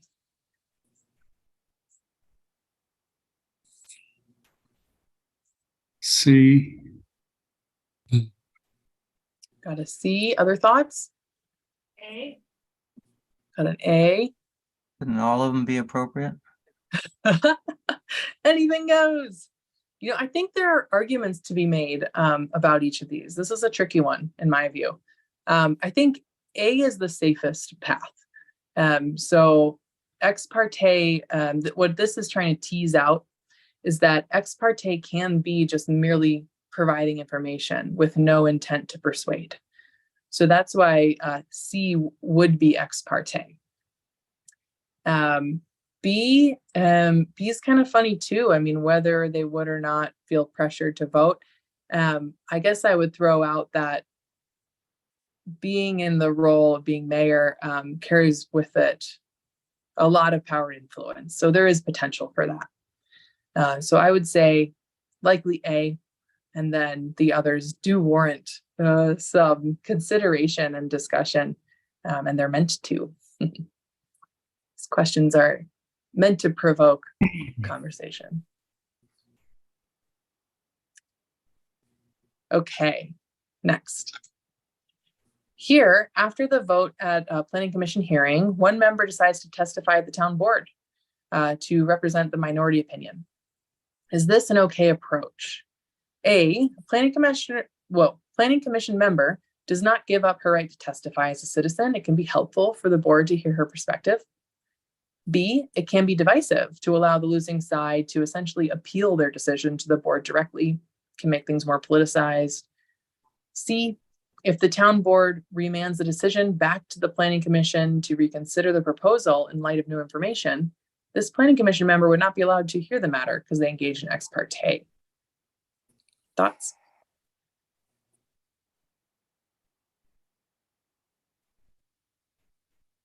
A. Got an A. What else? See, What do you Got a think? C. Always err on the side of like caution, so like C. A cautious C. Hmm. Yeah. Yeah, these ones are the trickiest. Oh, sorry. In A, that the PC member does not give up their right to testify. I mean, that's correct, right? Well, No, I mean, the second part may not be correct, but there it is. the yes. first part is correct, yes? I'd say well spotted. Legally not. But the second part is exactly, yeah, you're exactly right. That's what introduces the problem here. Because can it be helpful? In a way, yes. But when we consider B and C, it can also be unhelpful. And I would throw out that this member could remember that their opinion's already on their record and the board Yes. will review it. Right, it's in the minutes. Yeah, exactly. It's already in the minutes, so they have it. It's also kind of getting 2 bites at the apple and benefiting from the extraordinary influence compared to everyday citizens, only to go again to get another bite at it, to the point of B, and then C, even bigger. If it gets remanded with new information, well, now you're excluded from participating. So that's kind of a bummer. So while they don't legally give up their right to testify, it's rather problematic as an approach. Well done. Awesome. That was great discussion on that one. Okay. Last scenario question. Now we're going to switch it. An elected official decides to attend the Planning Commission public hearing for a controversial project and provide public testimony. Is this okay? A, same as the other one, the elected official does not give up his right to testify as a citizen. It can be helpful for the Planning Commission to hear his perspective. B, it's okay as long as the Planning Commission has the final decision-making power on this project, and it won't go to that board. C, this could be perceived as an elected official influencing the Planning Commission. It could also be perceived as prejudging the matter if the project is called up to that board after the Planning Commission hearing. I think C. C. Yeah, I go on C. I've steeped you all in caution, haven't I? Yeah, C is right. This official might remember that they'll have access to the record and that they do have extraordinary influence as compared to everyday citizens. So that perception sort of could be an issue. The only other thing that I want to remember here is another question that I used to have in here, and it's only occurring to me now because I mentioned takings. I used to have a takings question in here. So I'll make that point because we have a little bit of time. I'll make that point now. Again, this is not legal advice, but sometimes I include a question that's an applicant is claiming that there's a takings and she's going to sue because there was a decision that removed the highest and best use of her property. And I can't remember what the options were, but it's trying to get you to think about, well, is that a taking or isn't it? A takings or isn't it? And the response there is, for it to be a taking, that's removing all economically beneficial use of a property. So there's one, there was some mountain county, I can't remember which one now, that told me we like to tell people that a cabin is still a beneficial use. And what they meant was they were having this issue where people were coming in and wanting to build these really sort of immense houses in this particular area that was just not viable, given sort of the slope and all kinds of things. All that was really viable in this area was like little tiny cabins that maybe you would want to visit but not stay in for a long time. And so people were rather upset because they had expected more than what was actually possible. And so that was their way of saying that a cabin is still an economically beneficial use. Anyway, so there's that sort of thought to chew on for you as well. But with that, I have a few comments sort of in closing to review, because we have covered, as I mentioned, a lot of ground. We talked about the importance of planning and the authority to do so, the relationship among the players in the game, integrating and implementing plans and policies too, considering meeting management and decision-making, leaving solid findings and records of decision. We talked about ethical issues together and a lot of resources. And I probably have thoughts on even more if you're ever interested. I do like to suggest a few potential next sessions. If you like, my 2 cents would be to talk to service providers, water, fire, police, assessors. How do they do their work? What does it look like? There's a lot that you can do with independent learning too. I put a bunch of logos here. Depends what your interests are. American Planning Association of Colorado, Colorado Counties, Inc., the Colorado Municipal League, the Colorado Water Conservation Board. So depending on what your top interest areas are, there are a lot of entities out there with resource documents to facilitate more thinking in those spaces. So then I suppose I'll just close saying thank you for your time tonight. It was great to chat. I'm just really excited about how well you did on those questions. You really killed it there. So nicely done. I had fun walking through all that information with you. And again, I'll share these slides back out, and please let me know if you have any follow-up questions for me. I am always here and happy to talk. Casey, we really appreciate it. Yep, thank you very much. Thank you very much. Thank you. Enjoy the rest of your meeting. Thank you. Thank you very much. Bye.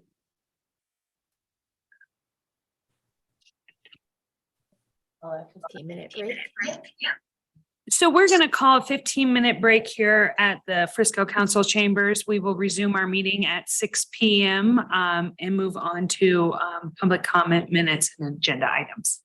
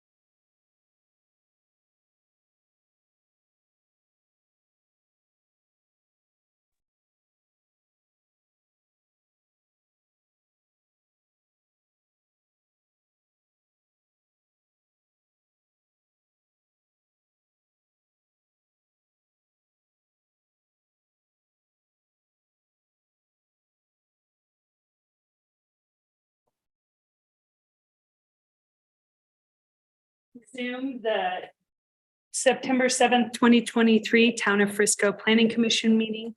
Katie, do you want me to make note that two planning commissioners arrived since attendance, or do you want to take attendance again? I will note that Jess Forsyth arrived at 4:07 PM, Patrick Gleason arrived at 4:54 PM, and Lena Lesmis had to depart the meeting at 5:30 PM. So we have April Connolly, Jessica Forsyth, Kelsey Withrow, and Patrick Gleason present. Thank you, Katie. Yep. Cheryl distributed the August 17th, 2023 Planning Commission meeting minutes. Are there any comments, corrections, or do we have an emotion to approve? Motion approved. Well, second, all in favor? Aye. Aye. Meeting minutes have passed. At this time, I will open up the floor to public comment. This is your opportunity to make comment on things that are not on tonight's agenda. If you are here for one of the agenda items, you will have an opportunity to make public comment at that time.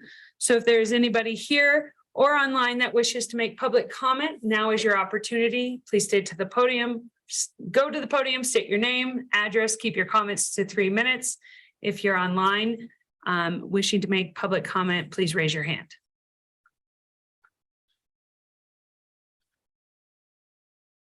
All right, I'm seeing no public comment at this time, so I will close the public comment portion of tonight's meeting, and we will move on to agenda items. Agenda item number 2, planning file number CU-23-0004, a public hearing for a conditional use application to allow an exercise establishment in the Crossroads condo development within the mixed use zoning district located at 710 North Summit Boulevard, Building C, Unit 101, Unit 101, Building C, Crossroads condo. Applicant Greg Wibble, Lift House Fitness. And is that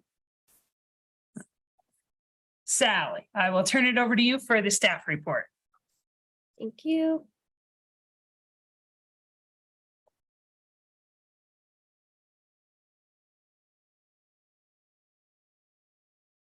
Right, like Kelsey said, we have the conditional use application for a commercial condominium space located at 710 North Summit Boulevard, C101.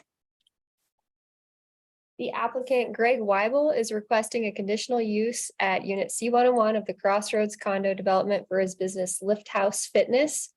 The space will be utilized as a fitness facility that offers members 24-hour access to exercise equipment.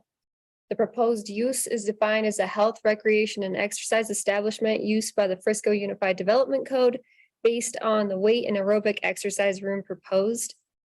I'll move on from that. You see the definition there. We can go back to that if we need. Here's an overview of the site. The property is zoned mixed use as part of the Crossroads PUD. Health, recreation, and exercise establishments are stated as a conditional use within the mixed use zone district. So the Crossroads PUD does not delineate specific commercial uses within the unit and therefore follows the mixed use zoning district for use standards. If granted, the conditional use would permit any health, recreation, and exercise establishment within the unit. For some background, a condominium map of the Crossroads condominiums was recorded on May 13th, 1997. The unit was designated as Commercial Unit 101 within Building C on Lot 3. The tenant space is located on the southernmost portion of Building C. The unit was most recently occupied by a health, recreation, and exercise establishment called Summit Sweat Society, which also had an approved conditional use.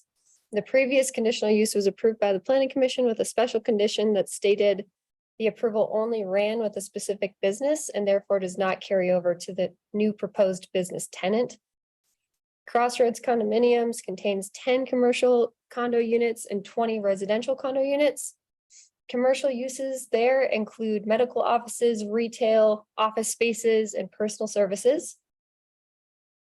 Staff has found that modifications to parking configurations and reduced parking requirements since the time of original development has created a surplus of 19 parking spaces in the development that could be utilized by the proposed establishment. To go into the parking analysis, The proposed use requires 1 space per 200 square feet of gross floor area. The commercial tenant space is approximately 1,200 square feet, a little bit under, requiring 6 parking spaces. So when the site was originally developed, 1 parking space per 350 square feet gross floor area, plus 1 space per exam room was required for medical offices. And the current code does not require an additional space for exam rooms anymore. So this led to a reduction of 7 required spaces for the original medical office there and 3 for the animal hospital. A reduction in 3 for the animal hospital. So staff noted that with those 10 fewer required parking spaces for the original medical office and animal hospital, and 9 additional spaces constructed over time with parking lot reconfigurations, there appears to be 19 surplus spaces that could be used by this proposed health, rec, and exercise establishment. So the previous personal training studio also required six parking spaces. And that was determined to be met at the time of approval.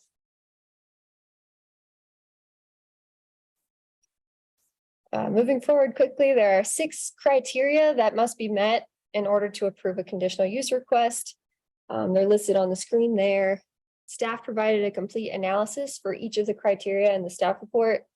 But to summarize, staff found that the request furthers the goals of the Frisco Community Plan by providing an opportunity to build upon entrepreneurship and emerging niches, reinvest in existing commercial areas, and create a positive business environment that complements other uses in the area. Additionally, the request will have a minimal impact to the surrounding areas as there are no proposed changes to the exterior of the building and the required parking is being met for the proposed use. Staff recommends not imposing any conditions on this conditional use application. And there's our recommended motion. That's all I've got. Feel free to ask any questions. Thank you, Sally. Mhm. April, do you have any questions for staff?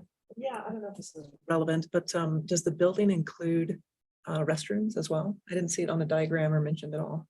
Yeah, we can pull up a diagram of the proposed layout of the business, but the unit does have a single bathroom, I believe, right now. That's it for me. Jess? No questions, thank you. Patrick? No questions. No questions either. So at this time, we will turn it over to the applicant. Does the applicant have a presentation or? Please, All right. and state your name for the record.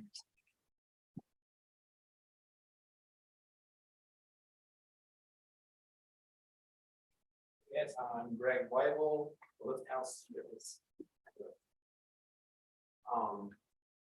I'm just here to answer any questions you guys have for me. Absolutely. Anything you guys fire away, feel free. Like it's a 24-hour fitness facility. All the lights are all motion. Cameras are there. 24 hours recording, reading. So yeah, so when you sign up for the fitness, it's an app on your phone. So there's no actually like barcodes to scan, just Bluetooth on the door and it unlocks automatically. So you just walk up because everyone has their phones. So they have like fobs or cards. So Bluetooth from your phone and it unlocks, go in, all the lights come on. It's 24 hours access. Great. Thank you. Do you have questions for the applicant? No, thanks. Jess, questions for the applicant? I'm just curious, is this your first one of these? Is this Yeah. multiple one of these? Okay, Yes, very first. great. Are you already operating? No, not yet. Okay, And it's been completed for a while. okay, nice. Just ready. Awesome. Ready to go. No No, no other questions. All right. Well, thank you so much, Mr. Roybal. We now will open up to public comment if there is public comment at this time. Now is your opportunity to step up to the podium, state your name and address if you wish to make public comment on tonight's agenda item that we're speaking of. Or if you are online, please raise your hand. I'm seeing no public comment for this agenda item, so I will close the public comment portion and move on to commissioner discussion. Do you have anything, Patrick? I mean, I think that it's obviously a appropriate use for the group of tenant properties that are there. It blends, it's replacing something that was there, but it's actually it's more useful than a staffed facility that maintains certain hours, because people always need flexibility. So I'm totally in support of it. Jess? Yeah, supportive the use there, no issues. April? Same, very excited. Yes, I agree. I think this is exciting that I've heard a lot of community members when we lost our last 24-hour gym, that was a disappointment. So I'm glad you're filling that vacancy, and we will entertain a motion at this time. I can make one. With respect to file number CU 230004, I move that the recommended findings set forth in the September 7th, 2023 staff report be made. The Planning Commission hereby approves the request for a conditional use application for the proposed health, recreation, and exercise establishment within the Crossroads PUD mixed-use zone district located at 710 North Summit Boulevard, Building C, Unit 101, Crossroads Condominiums. Second. Katie, will you please call a vote? Commissioner Connolly, Yes. Commissioner Forsythe, Yes. Commissioner Gleason, Yes. Commissioner Withrow. Yes. We wish you best of luck and looking forward to using your facilities.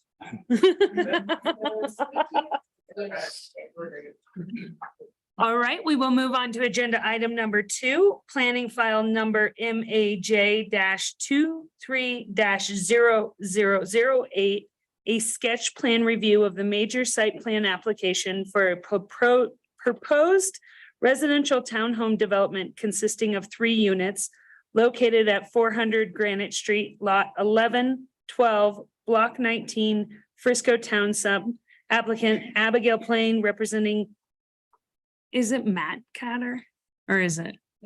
I'm not sure how to pronounce it. Sorry, Matt Catter LLC. Sorry if I mispronounced that. And Sally, I will turn it over to you for your second presentation this evening.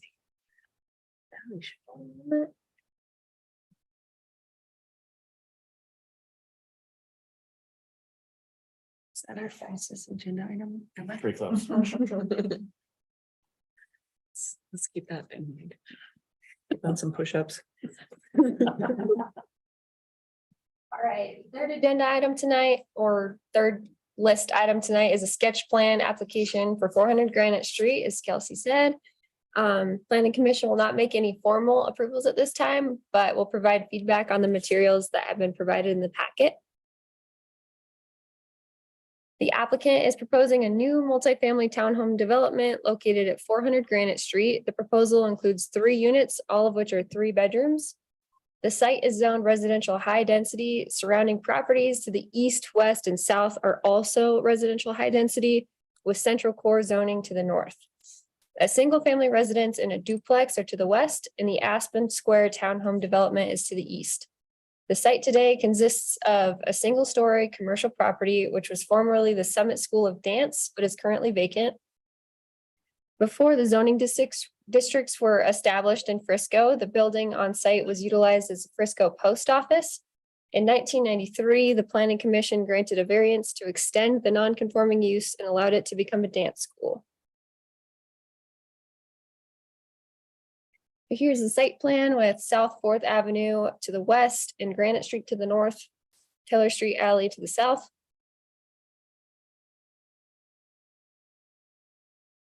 Permitted density for the site is 16 units per acre with a lot size of 0.16 acres. The site allows for the development of up to 3 dwelling units. Maximum lot coverage in the RH district is 55%, or for this site, 3,853 square feet. The applicant is proposing a lot coverage of 3,637 square feet, which is 52%, meeting the requirement. The minimum setbacks in this zone district are 20 feet for front yard and 10 feet for side yard and rear yard.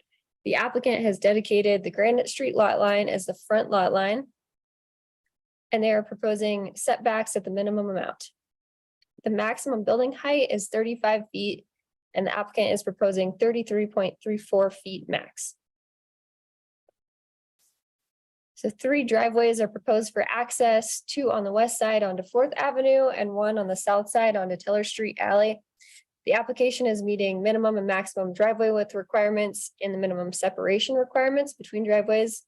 Approval from Public Works will be required at the time of final review for the major site plan application. Grading and drainage will also be evaluated at that time by the town engineer. So again, each unit is 3 bedrooms.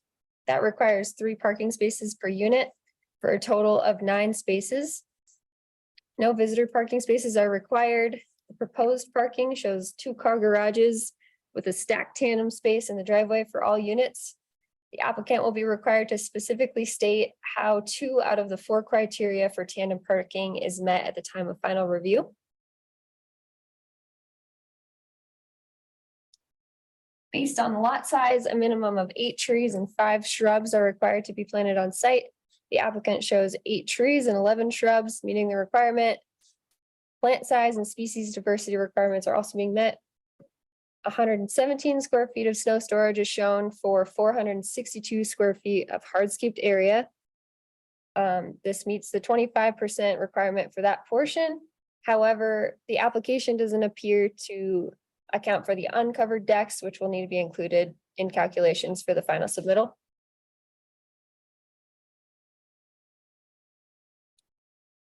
The application is showing a variety of building materials and elements on all 4 facades and provides architectural relief from the duplication between units. They're showing a combination of roof pitches of 412 and 612, as well as flat roof elements. While the proposed roof forms generally deposit snow away from parking areas and walkways, a few of the pitches appear to deposit snow onto parking areas and decks. So rooftop snow retention will be evaluated by the Town of Frisco Building Department at the time of final review. The applicant is showing low gloss metal panels, wood beams, trim and siding, chopped stone veneer, barnwood siding for materials, and then primary building colors appear to be natural wood tones, tannish shades, and black. Skip to the materials. These are the north and south elevations. Here's a slide that gives you an idea of what the materials are supposed to look like.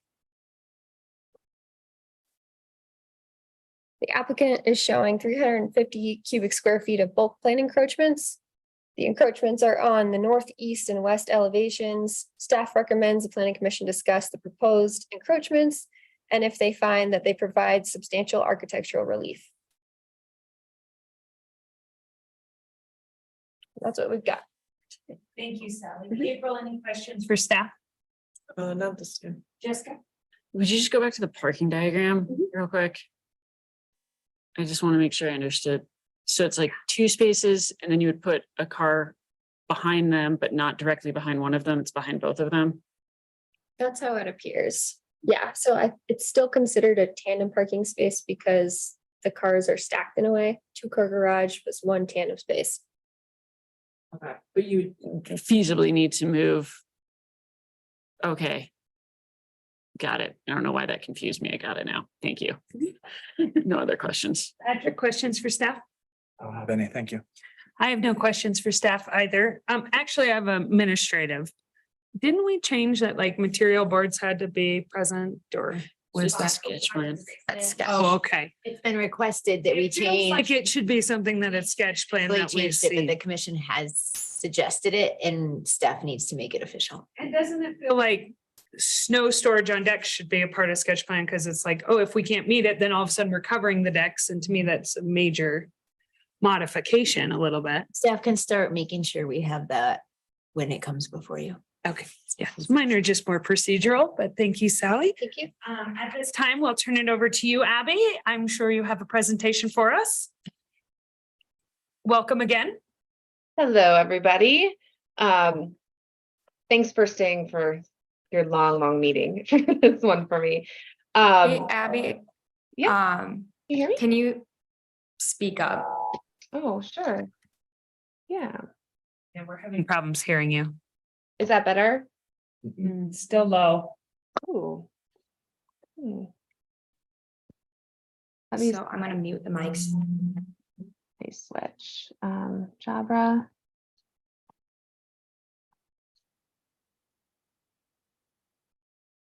Does that help at all?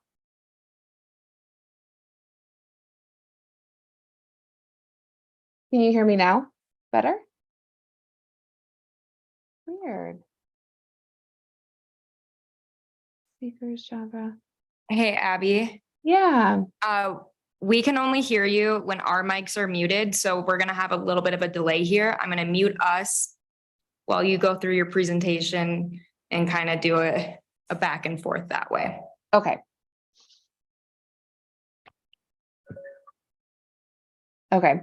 Can you guys hear me? Thumbs up. Okay, perfect. Sorry, I don't know what's going on there, but okay, so thank you guys for hanging out for my presentation here. I know it's been a long day. Sally, thank you for your report. Everything is the same on my end. 3 units, 3 beds, 3 parking spaces.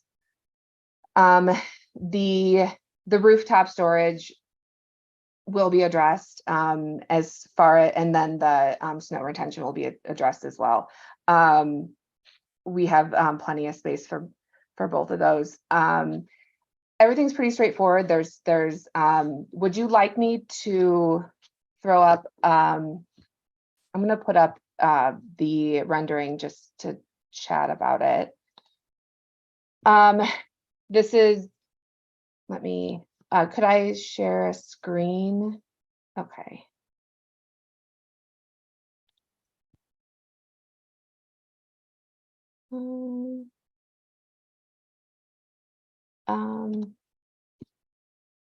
Anyway, when we kick back, I can pull that up and when you guys have the mics, but pretty straightforward. 3 roof decks, 2 mid-level at the third level, and 1 full roof deck on the top.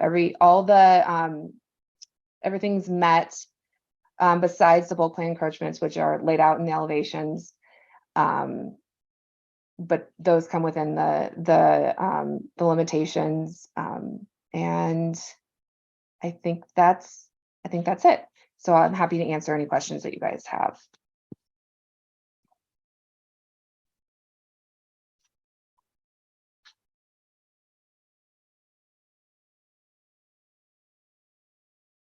Patrick, any questions for the applicant? No, I mean, did I miss where there's colored renderings? No, You kind of have to bounce back and forth between the elevation drawings and the materials piece. I have one. I thought we were gonna put those up. yeah, Abby, if you could put the Sure. colored renderings up, that'd be helpful. Okay.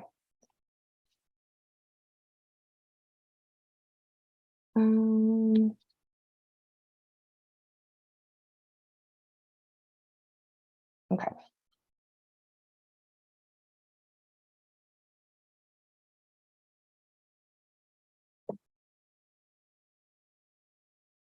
Can you see I'm okay? Yeah, Yes. can you Okay. rotate that about 180 degrees to the would-be backside? Yeah, there you go. Oh, the backside. Okay. Yep. Okay, I just wanted to see it put together. Yeah. I'm good. Thank you. All right. Jessica, questions for the applicant? I don't have any questions. April, any questions? I was just curious as to whether or not the decks are heated. The rooftop decks. Hear me? Yes, I can hear you.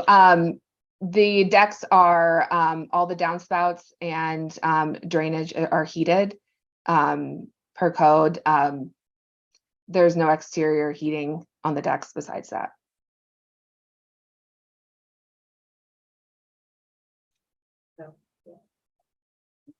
Yes, they are heated.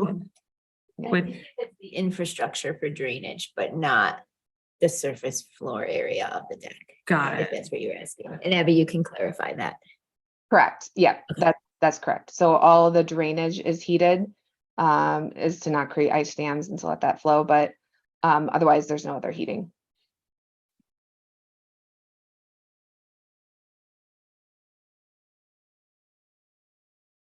Can you guys hear me? Okay, now you're good. Okay. I have one more. Sorry. Patrick has one more question. So I'm looking at the stone selection and, this is one of our favorite topics, but Uh-huh. is the grout that's implied in the picture what you intend to use? As opposed to being a surprise later? No. Let me pull up. Did we not call out anything on Gray. Did stone so great? Yes, yeah. So it'll be a blended gray like that, like the picture.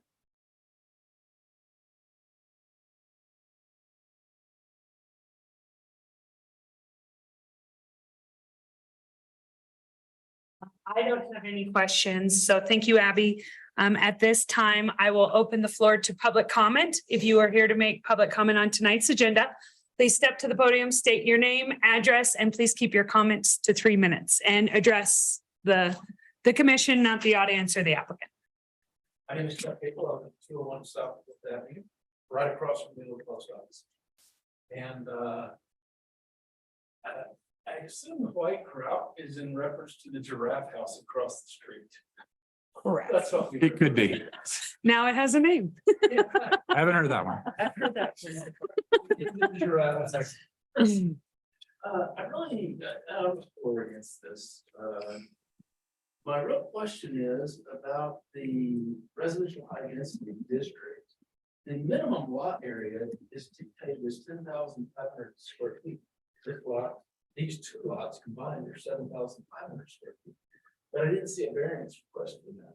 Likewise, the minimum frontage length is 60 linear feet, and frontage here's on the Granite Street side, which is 18 linear feet, which is the only logical place for it. So my questions aren't complaints, they're just really, how do you reconcile that? I can answer that now or when that public. Please Now answer now. I Okay. think that's And streamlined. yeah, and it was in the staff report, but obviously we didn't stress it too much. It's legal non-conforming because of the date of when the property was created. Okay. And so basically it's grandfathered in to be that size and with that lot frontage. Yeah, I mean, it's the only. Good questions. But I Yep. was curious how that was reconciled. Yeah, through non-conforming The other lots. comment I have really is that I'm really looking forward to the construction ones. It's gonna be so much better than the dance studios. Thank you, Chuck. Appreciate your comments. Is there additional public comment? Please come on up.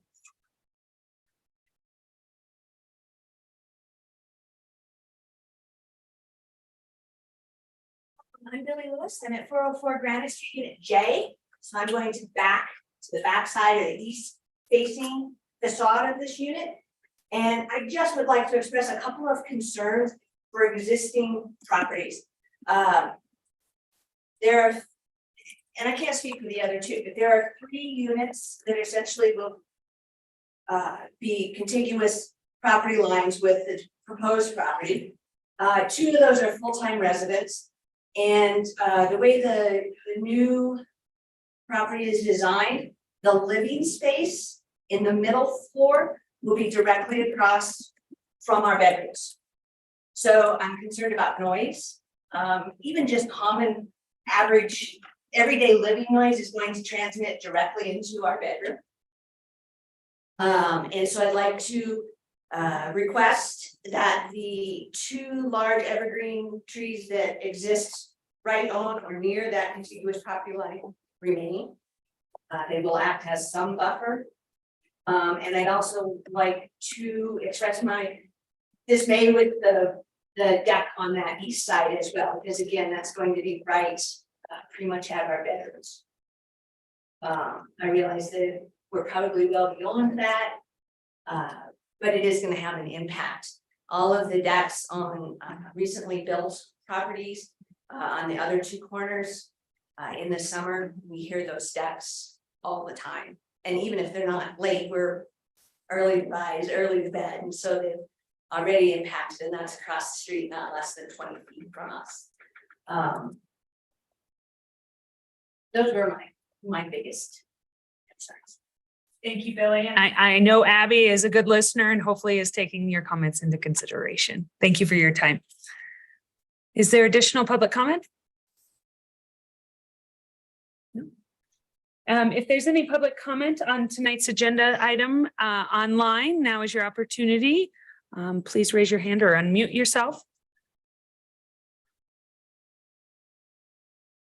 I am seeing no additional public comment, so I will close the public comment portion of tonight's agenda. We thank you all for taking your time to come out here and speak to us. It's very important to us that you're all involved. So at this time, we will turn over to commissioner discussion on this as it is sketch plan. We will not be making a formal vote. Paying attention to materials, that bulk plane, and what you'd like to see or proposed changes. April, we'll start with you. I don't think I have any proposed changes. I would take into consideration some of the comments that were mentioned here. And the bulk plane encroachments don't seem to be a major problem. I think that's it for me. Can we pull that color rendering back up, Abby, just so we have it while we're making comments? Jessica? Yeah, I don't have a lot of comments on this. I think where the direction you're going is going to meet the criteria of approval. So it's really all I have. Patrick? Sure. So, yeah, I mean, I think that, you know, the variability of materials, the breakup of the massing, roof lines, all that is compliant with what we look for and what the code stipulates. You know, that middle unit with the deck, I understand the comment. There's possibly a way to take that and reshuffle it around. That doesn't mean that it works. It's, you know, something the applicant can possibly test right now in this earlier phase of design and see. So I think that's worth paying attention to. I'm not sure where the existing trees are. I was just looking for a landscape plan that marks existing versus planned, and I didn't see them, but that seems like it's an attainable possible request to look at, again, without me knowing where they sit vis-a-vis the construction face of the building. I think that's really it. Finally, we see a driveway plan that doesn't look totally ridiculous. So I applaud that. That seems like it's going to work out fine. So carry on. Any additional comments? I would echo my commissioner's comments as well. I'm fine with the bulk plane encroachment. I'd like to reiterate how important it is for us to see material boards at this phase, because when I'm looking at it on the drawings, it looks like so much happening. And then I see it here and the facade does not look chaotic. It looks organized and cleaner. So having these things really helps us make decisions. And I think the more you can do to not impede on your neighbors and make a better community, the better. I know you try really hard and work hard to listen to these comments. So I hope you will take the public's comments into consideration and do your best to not impede on people that have been there and are adapting to the change that our community is seeing. So we look forward to seeing you at the next step. I certainly would like to know, see more concrete evidence on decks, snow storage. And I like, again, that you've screened the rooftop deck to kind of provide some privacy for the surrounding neighbors. So thank you for your time, Abby, and we will see you at the next step. Absolutely. Thank you guys very much. And all comments are definitely going to be thought through thoroughly. So thank you. Absolutely. Thank you. You too. Bye. Agenda item 3 and move on to staff and commissioner updates. So I will turn the floor over to you, Katie. Thank you. I actually will just answer questions. The only question I just came up with for you, I'm curious from an architect standpoint, color and material board, is that a burden in any way to require its sketch plan, or is that something that is a formality that should be easily taken care I of? mean, it's a formality. They're pulling stuff from a library most often or pulling stuff from vendors and pretty much looking at it and then trying to simulate it in the computer instead of probably vice versa. At least that's my process. So I don't think it's a burden, and it's certainly not an economic burden. Okay, It's just plan ahead, order your materials, stick it on a board and send it in. staff will work on that. It just feels like, especially at sketch plan, I'm like, this is where we should be talking about the rock, the grout, the color palette, the white accents. Application submittal requirements. But I am excited this driveway was not bonkers. Right? So I will just see if commissioners have updates or answer questions. Sadly, I'm resigning. I'm leaving Frisco. What? Yes. So that's why you're selling the No, place. yeah. Little I tidbit just put it together. Hours later. You sold your reserve one? Yeah, the big house. Did it go in those? I did. It was private. I was gonna say, I never saw that beauty. Yeah. it went Where to are you the- going? went to the X. Oh. Yeah, I sold it. For your freedom, I right? didn't give it away. But anyway, no, I'm moving out of the city. My job's just requiring a lot more travel and a lot more in-office time. So I rented a house condo down there and like 2 blocks from me. Yeah. so- House. Yeah, that is. It's kinda nice. Yeah, everybody hates the realtors. I don't ever know. Anyway, It'll be fun. But as far as that goes, I could be done today, but I'm not officially kind of leaving until sometime middle or later in October. Perhaps, no promises, but Stay on as Yeah. long as you could, if you wouldn't mind. you can It's great start having your insight and, making your arrangements, and I'll do what I can. yeah, know that we We'll miss you. appreciate it, Oh, yes. Thank you. Is there It's been any fun. updates on foot trust? Is that ever gonna be built? We are still waiting to hear, they were working on finalizing funding. I know I've said this a couple months now, but Well, how do they? I thought we were gonna hear at the end of August, so I have not heard, but it should be an update anytime. Is there a point that it becomes like an inactive project, or like, can they just keep still like pulling some? Become an active project at a certain time. So the former staff renewed the building permits and everything. Sir, I don't know to what extent, but he's still active because he had requested renewals and everything had been renewed.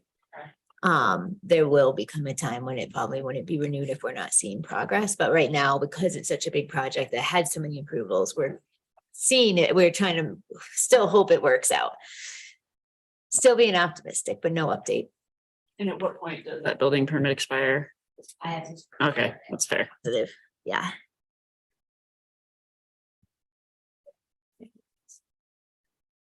What about Winter Plaza? Like, They, we met with them last month. We had a list of requirement, Public Works primarily had a list of things they had to do with the sidewalk that was really important prior to winter. And we actually just heard today that they are getting that done. And if they're not under contract within the next couple of weeks, we said we were gonna meet and talk about what they have to do with the site for the winter. and Winter Plaza, the one on Main Street? yeah. Okay. Like, can these people leave up construction fences forever? Like Centura's been up for how long? Winter Plaza, And I keep the hearing this corner from of you and Granite and others. Yeah. Mason. I'm like, why are they putting them up if they're not doing We- construction? It's a. Staff is now taking improvement agreement money for things too, and we think that's going to help because if we had done that back then, we'd be able to take it down ourselves if it's not moving forward or incentivize them because they could get their money back. Yeah. So we've made steps internally to address that, but we're kind of stuck with what's there right now. Yeah. And it surely seems like every part of the county is under construction right now. Yeah, the roads especially. And everyone we talk to still says they're moving forward.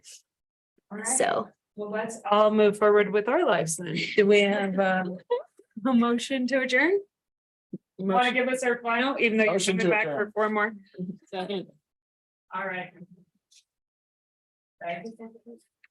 I second it. thank you.